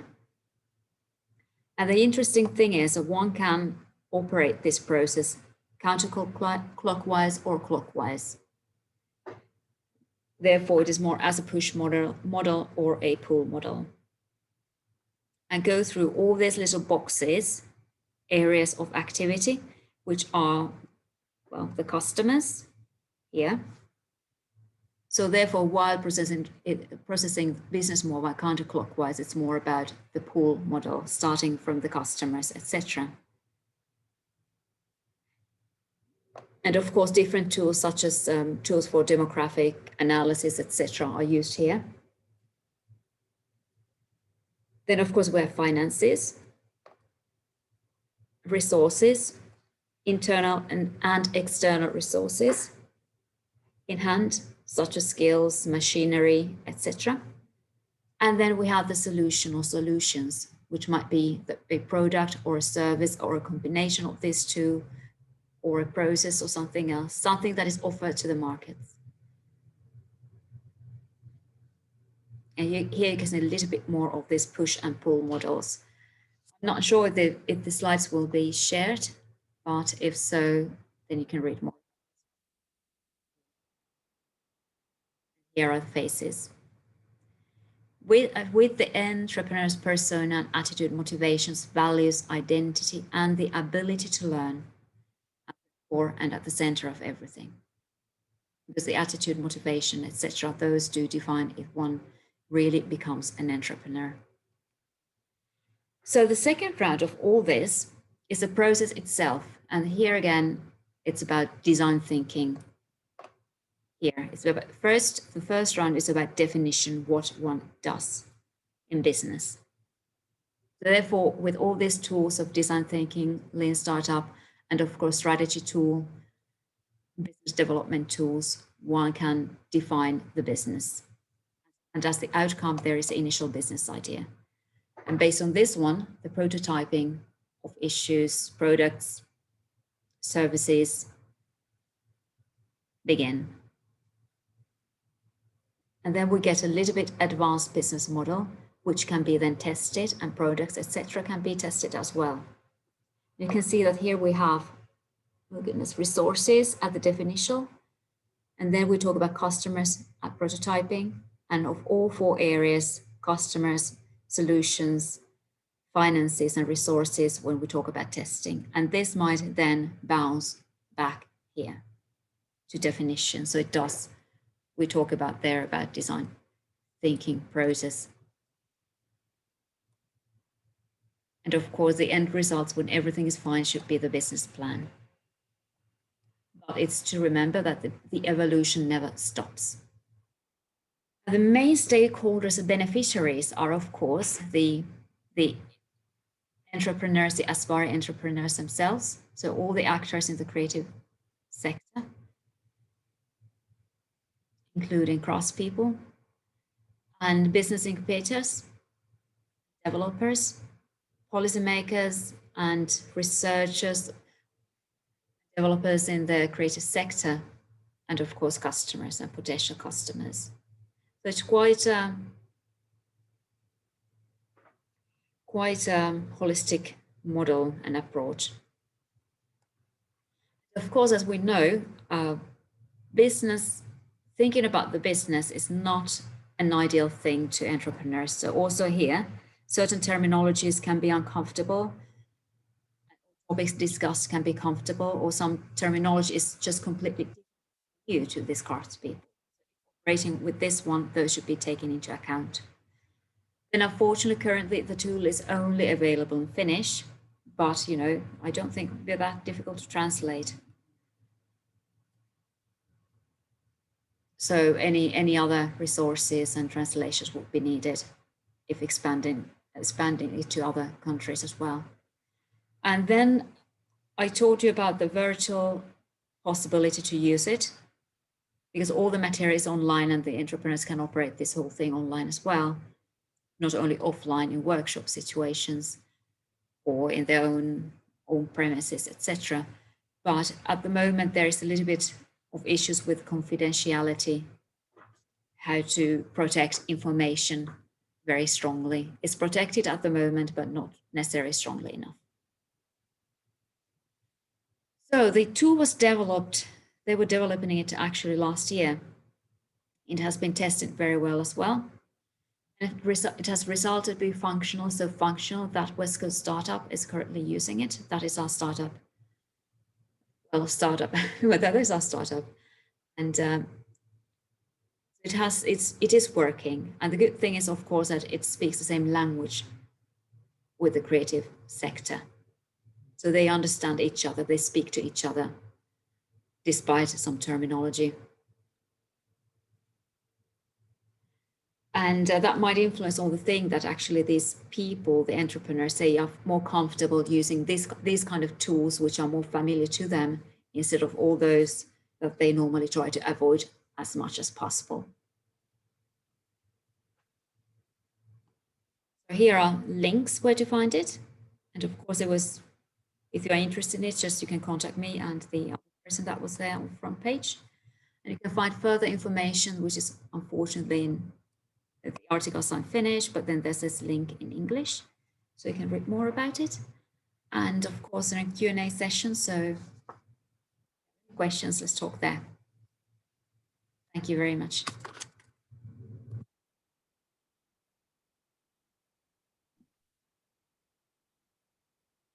Thank you, Tanya. Yeah. That's great. We are really moving ahead quite quickly, so that's fantastic. It's actually brilliant because we do have a poll at the end that we'd like everyone to fill in, and we'll have time for Q&A for all of our speakers. So thanks again, Tanya, for presenting on Finland. Two really interesting good practices there. We are going to move on now to Bulgaria. Oh, sorry, the second. Sorry, you're going to move on to your second practice. Sorry. Yeah. I'm getting ahead of myself. So if you are able to share again. Yes, I could. Hello from Bulgaria. Hi, Nina. We're going to move to you. Just one more presentation from Tanya, and then we'll Okay. Thank you. Okay, try to be quick with this one. It's no problem, and then we'll have time for Q&A for all at the end. Yeah. Thanks, Tanya. Okay, so this is a very, very different thing. It's not, doesn't have directly anything to do with business, but it does more focus on innovation, how to spread different tactics and techniques in the society, and therefore create trends and innovating use of handicraft, encouraging people to use handicraft. This is Strömsö. So what is it? It's actually a villa about 7-8 kilometers from here where I'm sitting at the moment. But it's also a TV lifestyle program that presents ideas on creativity, handicraft, gardening, cooking, and living a creative and fulfilling life. And it started almost 20 years ago. So the first show aired in 2002. That's, wow, 19 years ago. Because they wanted on the Swedish channel of the Finnish National Broadcasting Company, they want to create a lifestyle program that would be aired at prime time. And of course, there you understand that 5% of the population speaks Swedish as mother tongue in this country. So there's also a good starting point, how it can also spread to the Finnish speaking population when it's on its own channel, etc. But you'll see. So this is what Strömsö is in numbers at the moment. They get about 300,000, 500,000 views per episode. So it's not only the Swedish speaking. And it's also broadcasted in Sweden and Norway. And it has involved from hundreds of thousands of artisans and craftspeople, cooks, etc. in this program. And of course, the thing that makes it even spread better, the ideas and trends and thoughts, and therefore innovate, for instance, handicraft, is that it has published thousands of guides, models, drawings, and how to do something and recipes online. And it may not be so something taken in granted in different countries, but since the handicraft is quite strong, handicraft done at home is quite strong, it's a hobby, quite a lot of hobby in Finland, so that's why it also enables spreading these ideas in the society. Therefore, they really share models and patterns and tell how to do things. It wants to inspire and educate, not only to entertain people, offer a break from stress.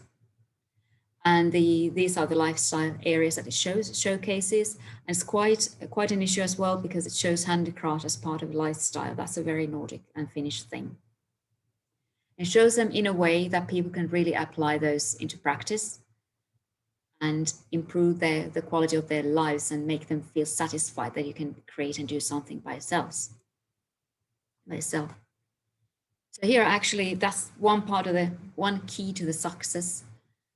And the other thing is, of course, they continue to offer solutions and create ideas, show how to do something. And people are eager to see and know what is all about. And of course, the next thing is also that they apply trends such as sustainability into these ideas. So it's not only about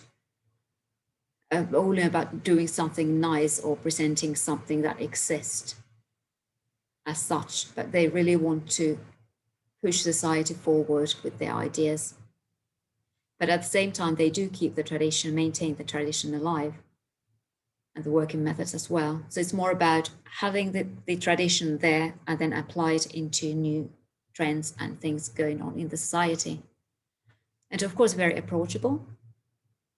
And therefore, people, of course, watch the program and they start making those things by themselves. So that creates trends in the society, also outside Finland. And through social media, etc., all these trends spread very, very widely. And that's the thing that contributes to innovation. And through these, there's actually creates a sense of community. And of course, this is one of the secret weapons, the villa, say 7 or 8 kilometers from here, very idyllic, and which conveys the idea of the idyllic Nordic lifestyle.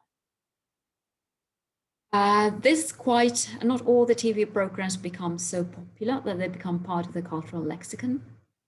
So if something, because everything's so idyllic there in Strömsö and everything works out and everything is happy. So if something doesn't really go exactly that way, so if something doesn't go perfectly, they just, we normally say that it didn't go like in Strömsö.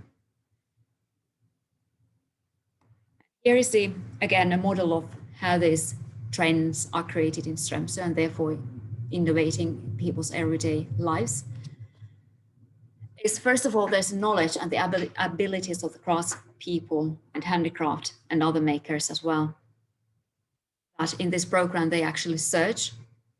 They don't use their own people all the time. They really search for new people and new skills across the country.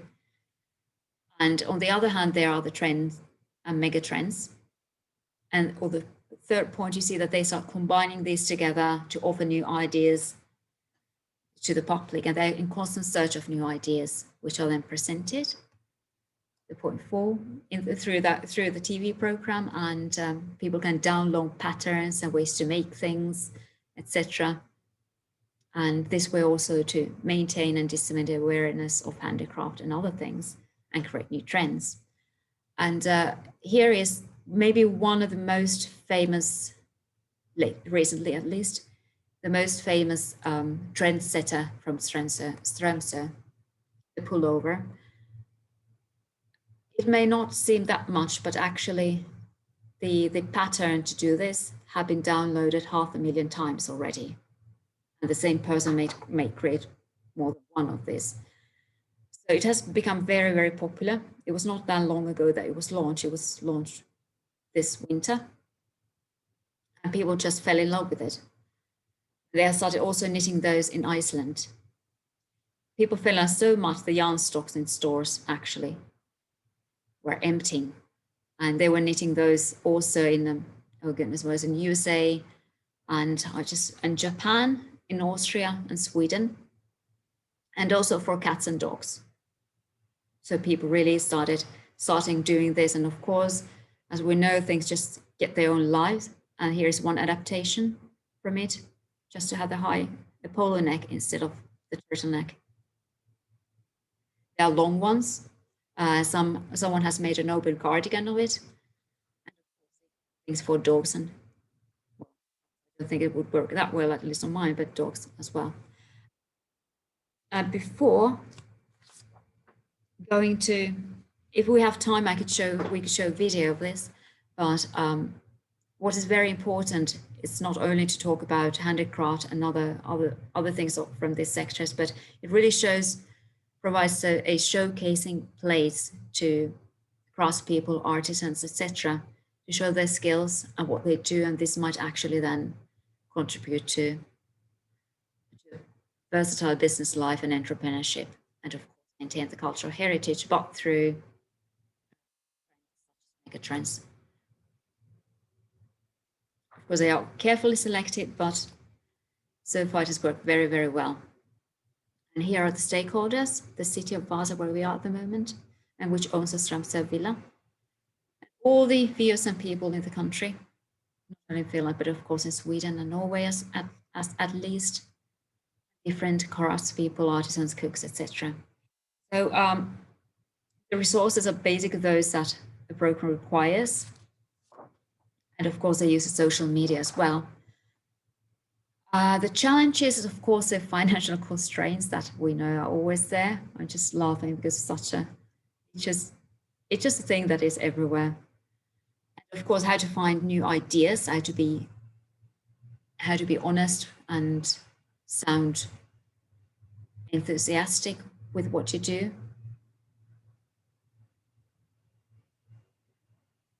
Finding new talents and adapting to changes in the industry. These are some of the main challenges there with the program. And here is a little bit how it can look like. So it's very much about this idyllic Nordic life.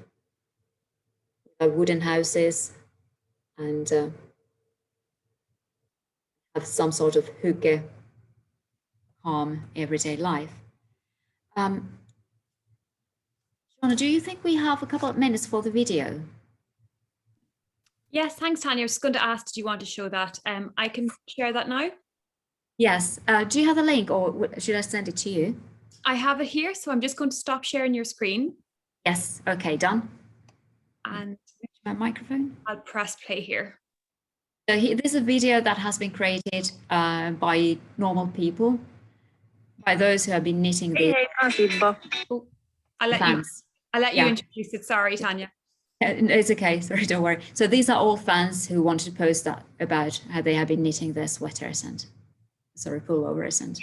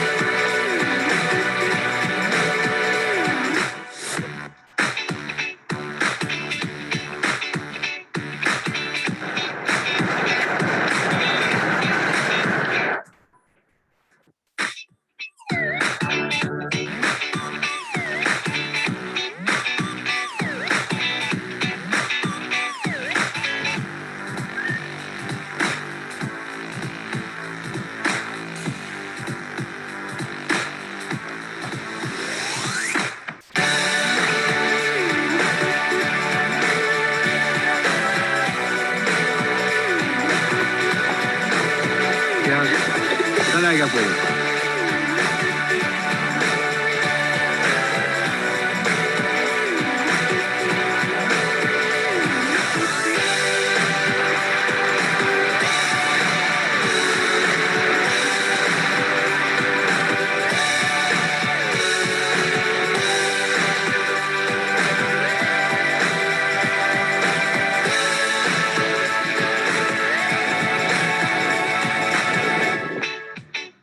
Hei, mä halusin tehdä vähän värikkäämmän strömsöpaidan ja tämä näyttää tältä.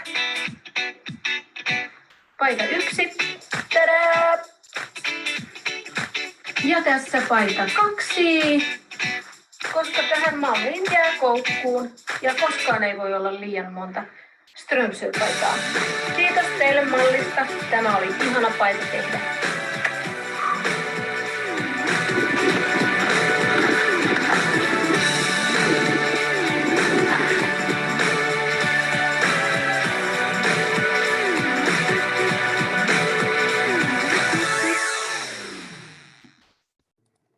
Okay, thank you, Sean. So you you understand now what means innovation in this case and how broadly these trends and these ideas spread in the society. It was just this winter, the last winter. Okay, yes, so that was about the presentation. So if anyone will have any questions, we can talk then more at the Q&A session. And I leave the floor to the next ones. Thank you very much. Thank you, Tanya. And maybe we should have all had those matching jumpers now for presenting today, but thanks very much. Yeah, that could be one. I'm not needed one to myself. I could, I'm able to. The next seminar, all of the panelists need to be wearing one of them. Indeed. But yeah, people just love the stuff, what they do. And that's about it's just unbelievable how it all spreads in the society. It's incredible to see how popular it became. Thank you so much. Yeah. So we're going to move on to finally, Nina, if you're there, our very last presentation of today. We will then go on to our poll and then we'll have some time for Q&A. So Nina, if you're ready, I'll leave the floor to you. Yes, just a second to share my screen.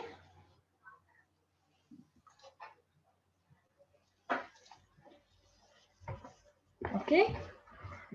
Hello from me, I'm Nina, a curator in the Museum of Crafts in the town of Trojan.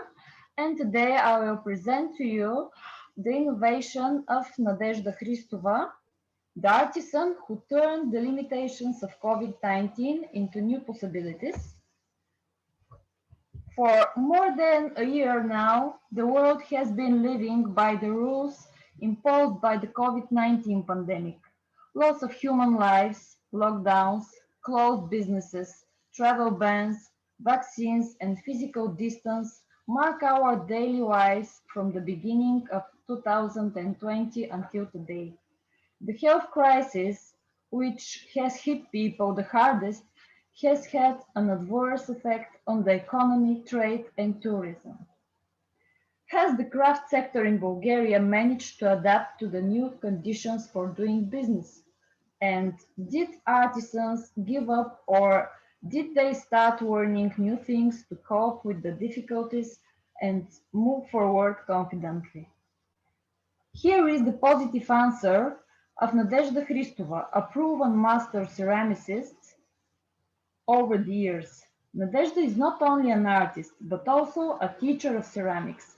And because she always sees difficulties as a challenge and chance for development, she has decided to continue teaching ceramics to her students despite the difficult situation. Practicing in the studio was impossible due to the lockdown and the imposed requirement to observe physical distance, and the synchronous online connection was not applicable in her case. It occurred to her to make videos in which she would show step by step how a product is made and share them with her students.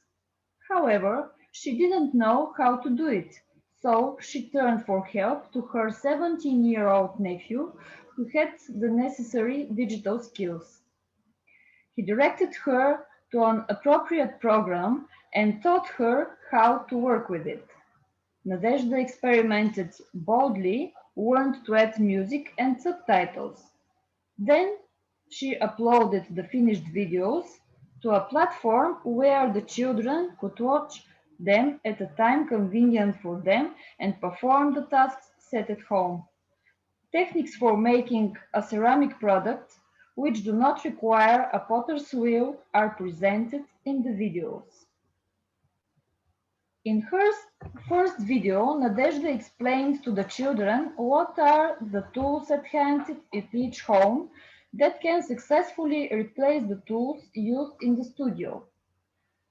The new approach to the transfer of knowledge and skills between the generations, which Nadezhda Hristova used during the COVID pandemic, allows the children's creative activities not to be interrupted and keeps their interest in crafts alive. Nadezhda had realized that the crisis with COVID required an innovative approach in terms of customer relations and market demand. In order to secure a larger market, she conducted demand research and introduced innovations in the product manufacturing process, used new materials and techniques, and also made the offered new items. She has also kept her traditional collection. The ceramicist used what she learned to make videos with which to present her products to her customers on the internet. Here you can see the children's art done at home with techniques for making ceramic products which do not require a potter's wheel. The children's parents can also participate in the lessons, and this is an opportunity for the whole family to have a great time together. Nadezhda Hristova is a master ceramist who successfully copes with the challenges of COVID-19 pandemic using innovative approaches. She keeps sustainable and develops her business, and at the same time keeps the students interested in traditional crafts thanks to ingenuity and innovative thinking. Thank you very much.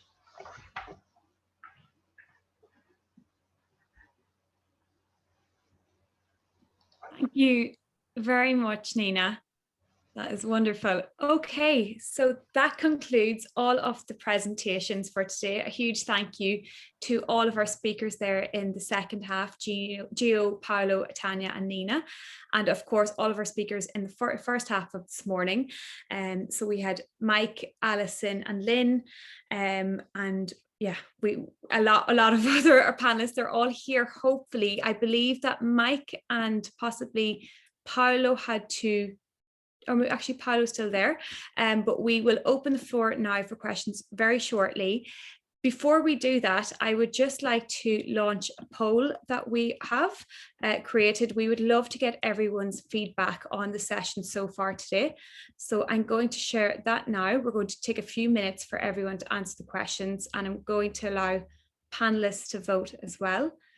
Hopefully that has come up on the screen. There should only be 6 questions that we would be delighted if everyone in the audience could just take the time to vote on and to answer, please. And then we'll start the Q&A shortly. Thank you.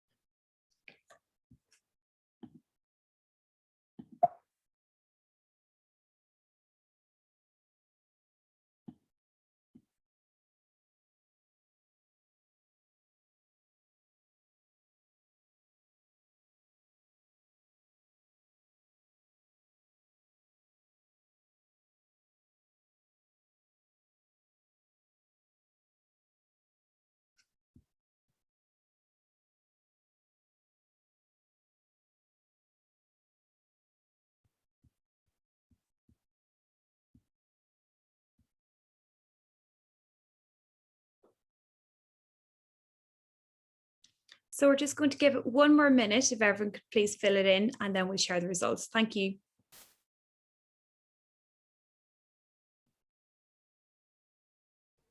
Shauna, the poll, it keeps disappearing for people, so. Yeah, sorry about that. I think someone is pressing stop sharing, so I've relaunched it again. Is it possible for everyone to vote again there now?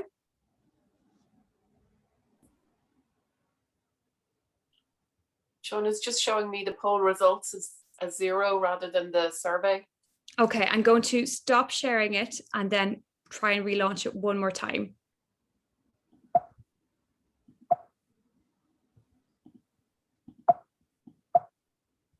Sorry about this. I'm not sure why it's.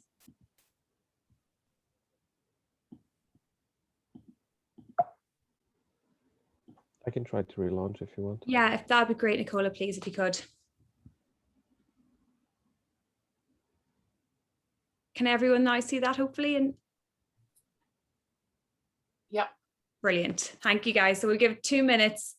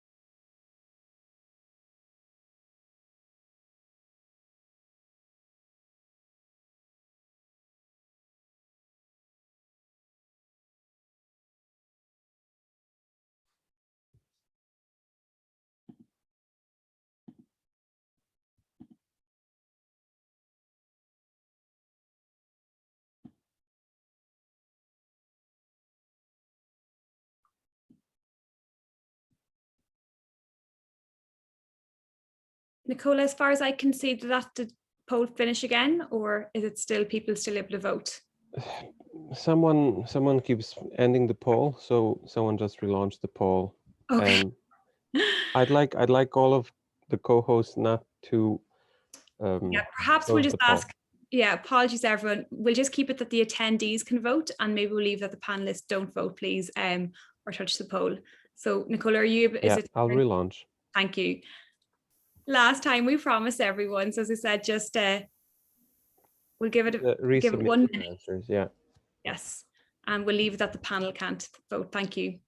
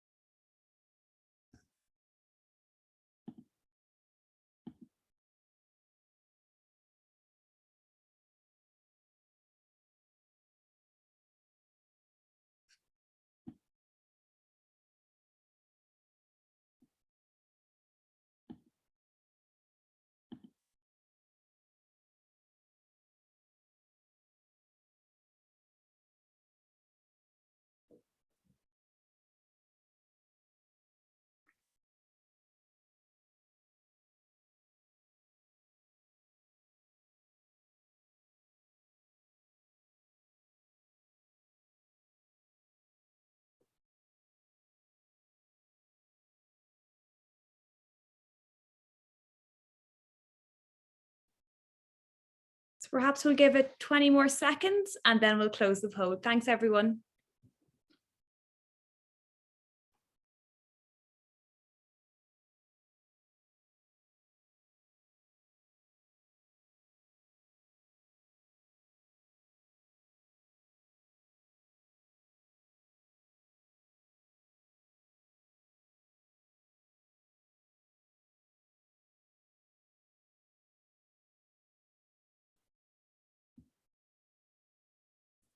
Okay, Nicola, if it's possible, would you be okay to end the poll, please, and maybe share the results? Okay. Thank you very much, everyone, for participating.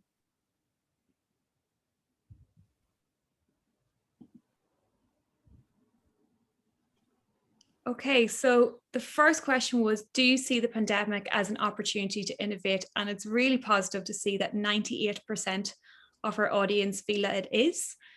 The second question, is digitalization part of innovation? We were very aware today that we didn't just want presentations on digital technology being integrated into innovation. And we are delighted to have such a variety. While we are aware it is a big aspect and 60% of you agree with that, we also see that 36% say not necessarily, and we do agree with that. And I think that is evidenced in some of the presentations that we went through this morning. What examples or good practices would you like to see available in your own country?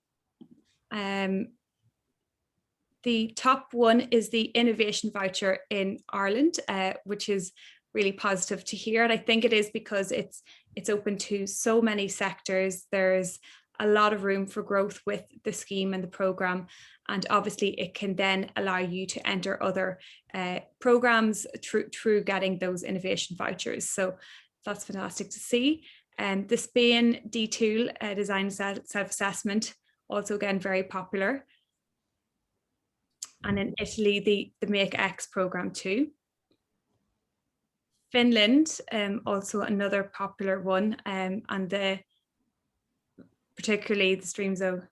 So that's great to see. Have you used innovative methods in your own practice? 67% of our audience say yes, which is wonderful to hear. And do you think the presented good practices are sufficiently linked to innovation? 56% saying yes, which is great. Okay, thank you very much everyone for participating in that. So we are going to move on to the Q&A now. I see that in the actual Q&A piece, we have had some questions answered already, but in case everyone isn't able to see all of the answers, first one was a few people have asked if the session is being recorded today.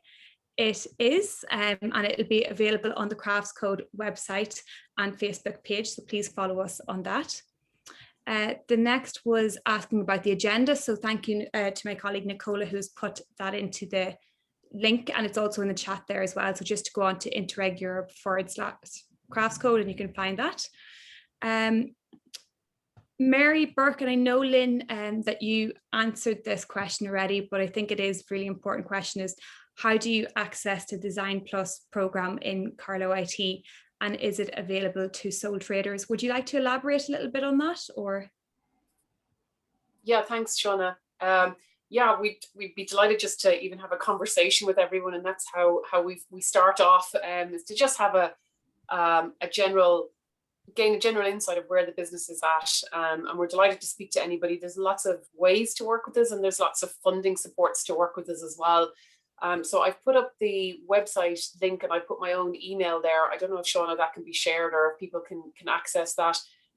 So we'd be delighted to talk to anybody. But like I said, there's direct funding, there's the innovation voucher schemes, there's programs through the local enterprise offices. We do a lot of those where we bring multiple companies together.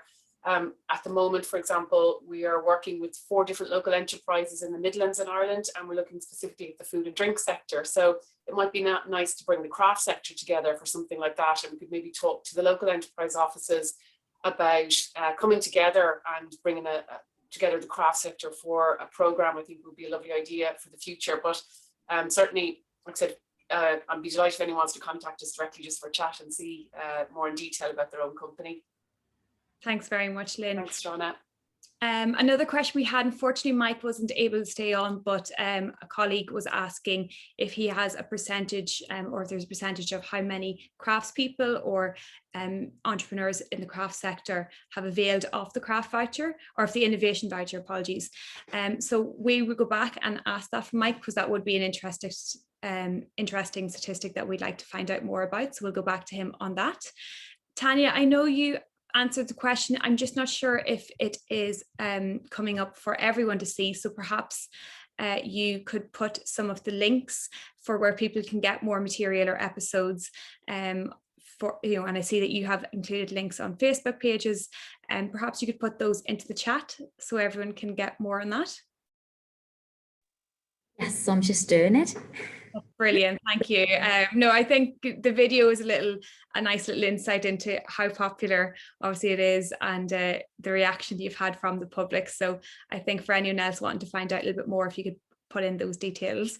And that goes for all our panelists. If you want to share any website links or your information so that our attendees can get in touch with you, please feel free to put it into the chat function there. And hopefully if anyone has any further questions, they can follow up with you directly. So I'm going to keep an eye. If there's any other questions, please do feel free to put them into the Q&A.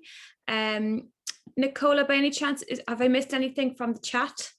I'm just looking at the Q&A session here at the moment. From the chat, no. On the chat, that's fine. Yeah. Can I just ask a quick one, Shauna? Yes. Sorry, it's Lynn.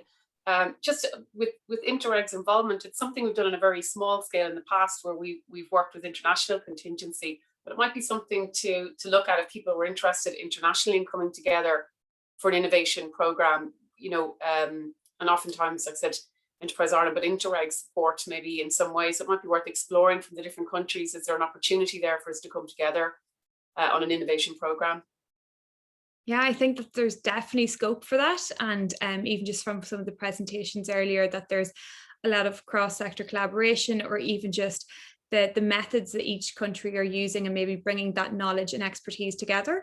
So thanks, Lynn. No, I think that there's definitely scope for that. And I think our hope for this, in terms of any of the stakeholders that are at our meeting today, is that we are going to bring all of the stakeholders and all the partners together in a separate meeting. And we're going to start discussing some of the projects and the good practices that have been presented, and to see where there's potential for crossover. So I definitely think that's something that we can look into further. If you have any other questions, please feel free to put them into the Q&A. And I can direct them. So let's see, we've got one question for Kike for the D tool. Can it be used by any enterprise in Spain? Yes, Shauna, it can be used by any company or individual in Spain. Great, thanks. To the point there, Kike, thanks very much. Kike, again, we're going back to you. Do you think it's also feasible to offer it at an international level by translating it into other languages?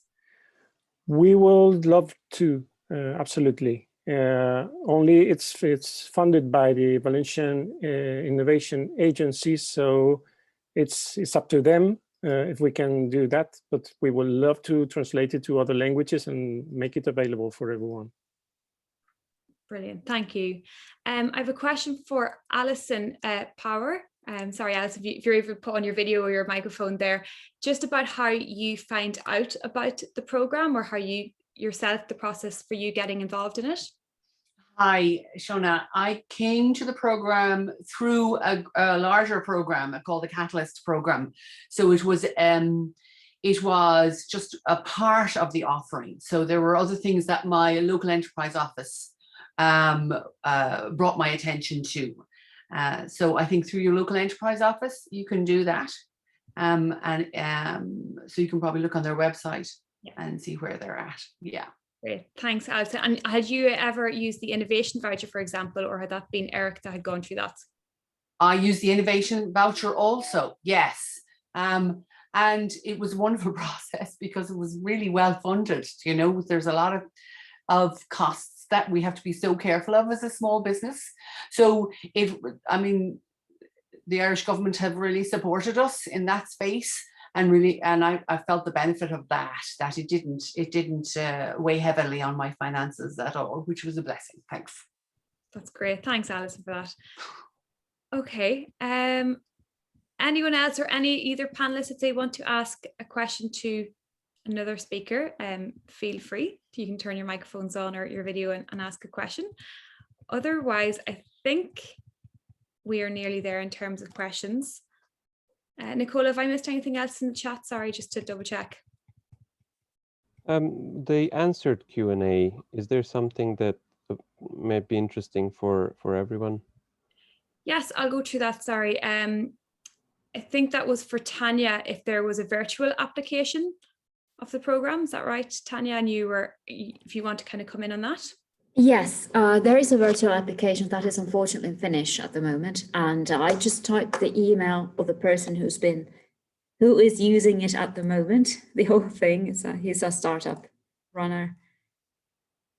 That's great, thank you. I think you had, was there another question that you had answered as well? Sorry, that was about the material, so that's great, thank you for that. For Paolo, oh sorry, Tanya. No, yeah. if I just mess up with the email, you're just asking that again. Oh, that's no problem, and just feel free to put that into the chat again, as you said, so that everyone in the audience can see it. Paolo, I believe there's a question of how the program is funded. Yeah, Paolo is not still with us, so I think he answered before, so and gave all the information. However, if you need more information on MakeX projects or Preziosa Young projects, you can also contact, for example, Artex Italian partners or all the presenter or the speakers. Thank you. Thanks, Costanza. Yes, I can see that he was mentioning that, you know, the startup phase had been financed by the Tuscany region and that they're now building their offer based on consulting and training courses and prototyping services to SMEs. So thank you for that, Paolo. Okay, I think that's it in terms of anything that was answered. What about Carlo IT? Is it available to sole traders? Did we get? Yeah, so Lynn already answered. Right, sorry. Yeah, that's no problem. Yeah, and she did mention that it is open to sole traders and for everyone to get in touch with her directly on that. May I interrupt you there? I don't think it is open to sole traders, if you remember from Michael's. It's actually the innovation vouchers, just to jump in there. The innovation vouchers aren't open, unfortunately, at the minute to sole traders. There are other supports, though, that we can possibly steer them towards that might fit the bill. And then obviously there's a direct funding route. But the programs are a really good option, I think, if there's a lot of sole traders that are interested, because when they come together, a local enterprise might be inclined to create a program or other funding stream for a group that could work well, maybe. Great. Thanks, Lynn. Thanks for clarifying. Super. Okay, well, I think we are going to finish up there. I just want to remind everyone again that tomorrow we will be having day 2 of Crafts Code on our presentations.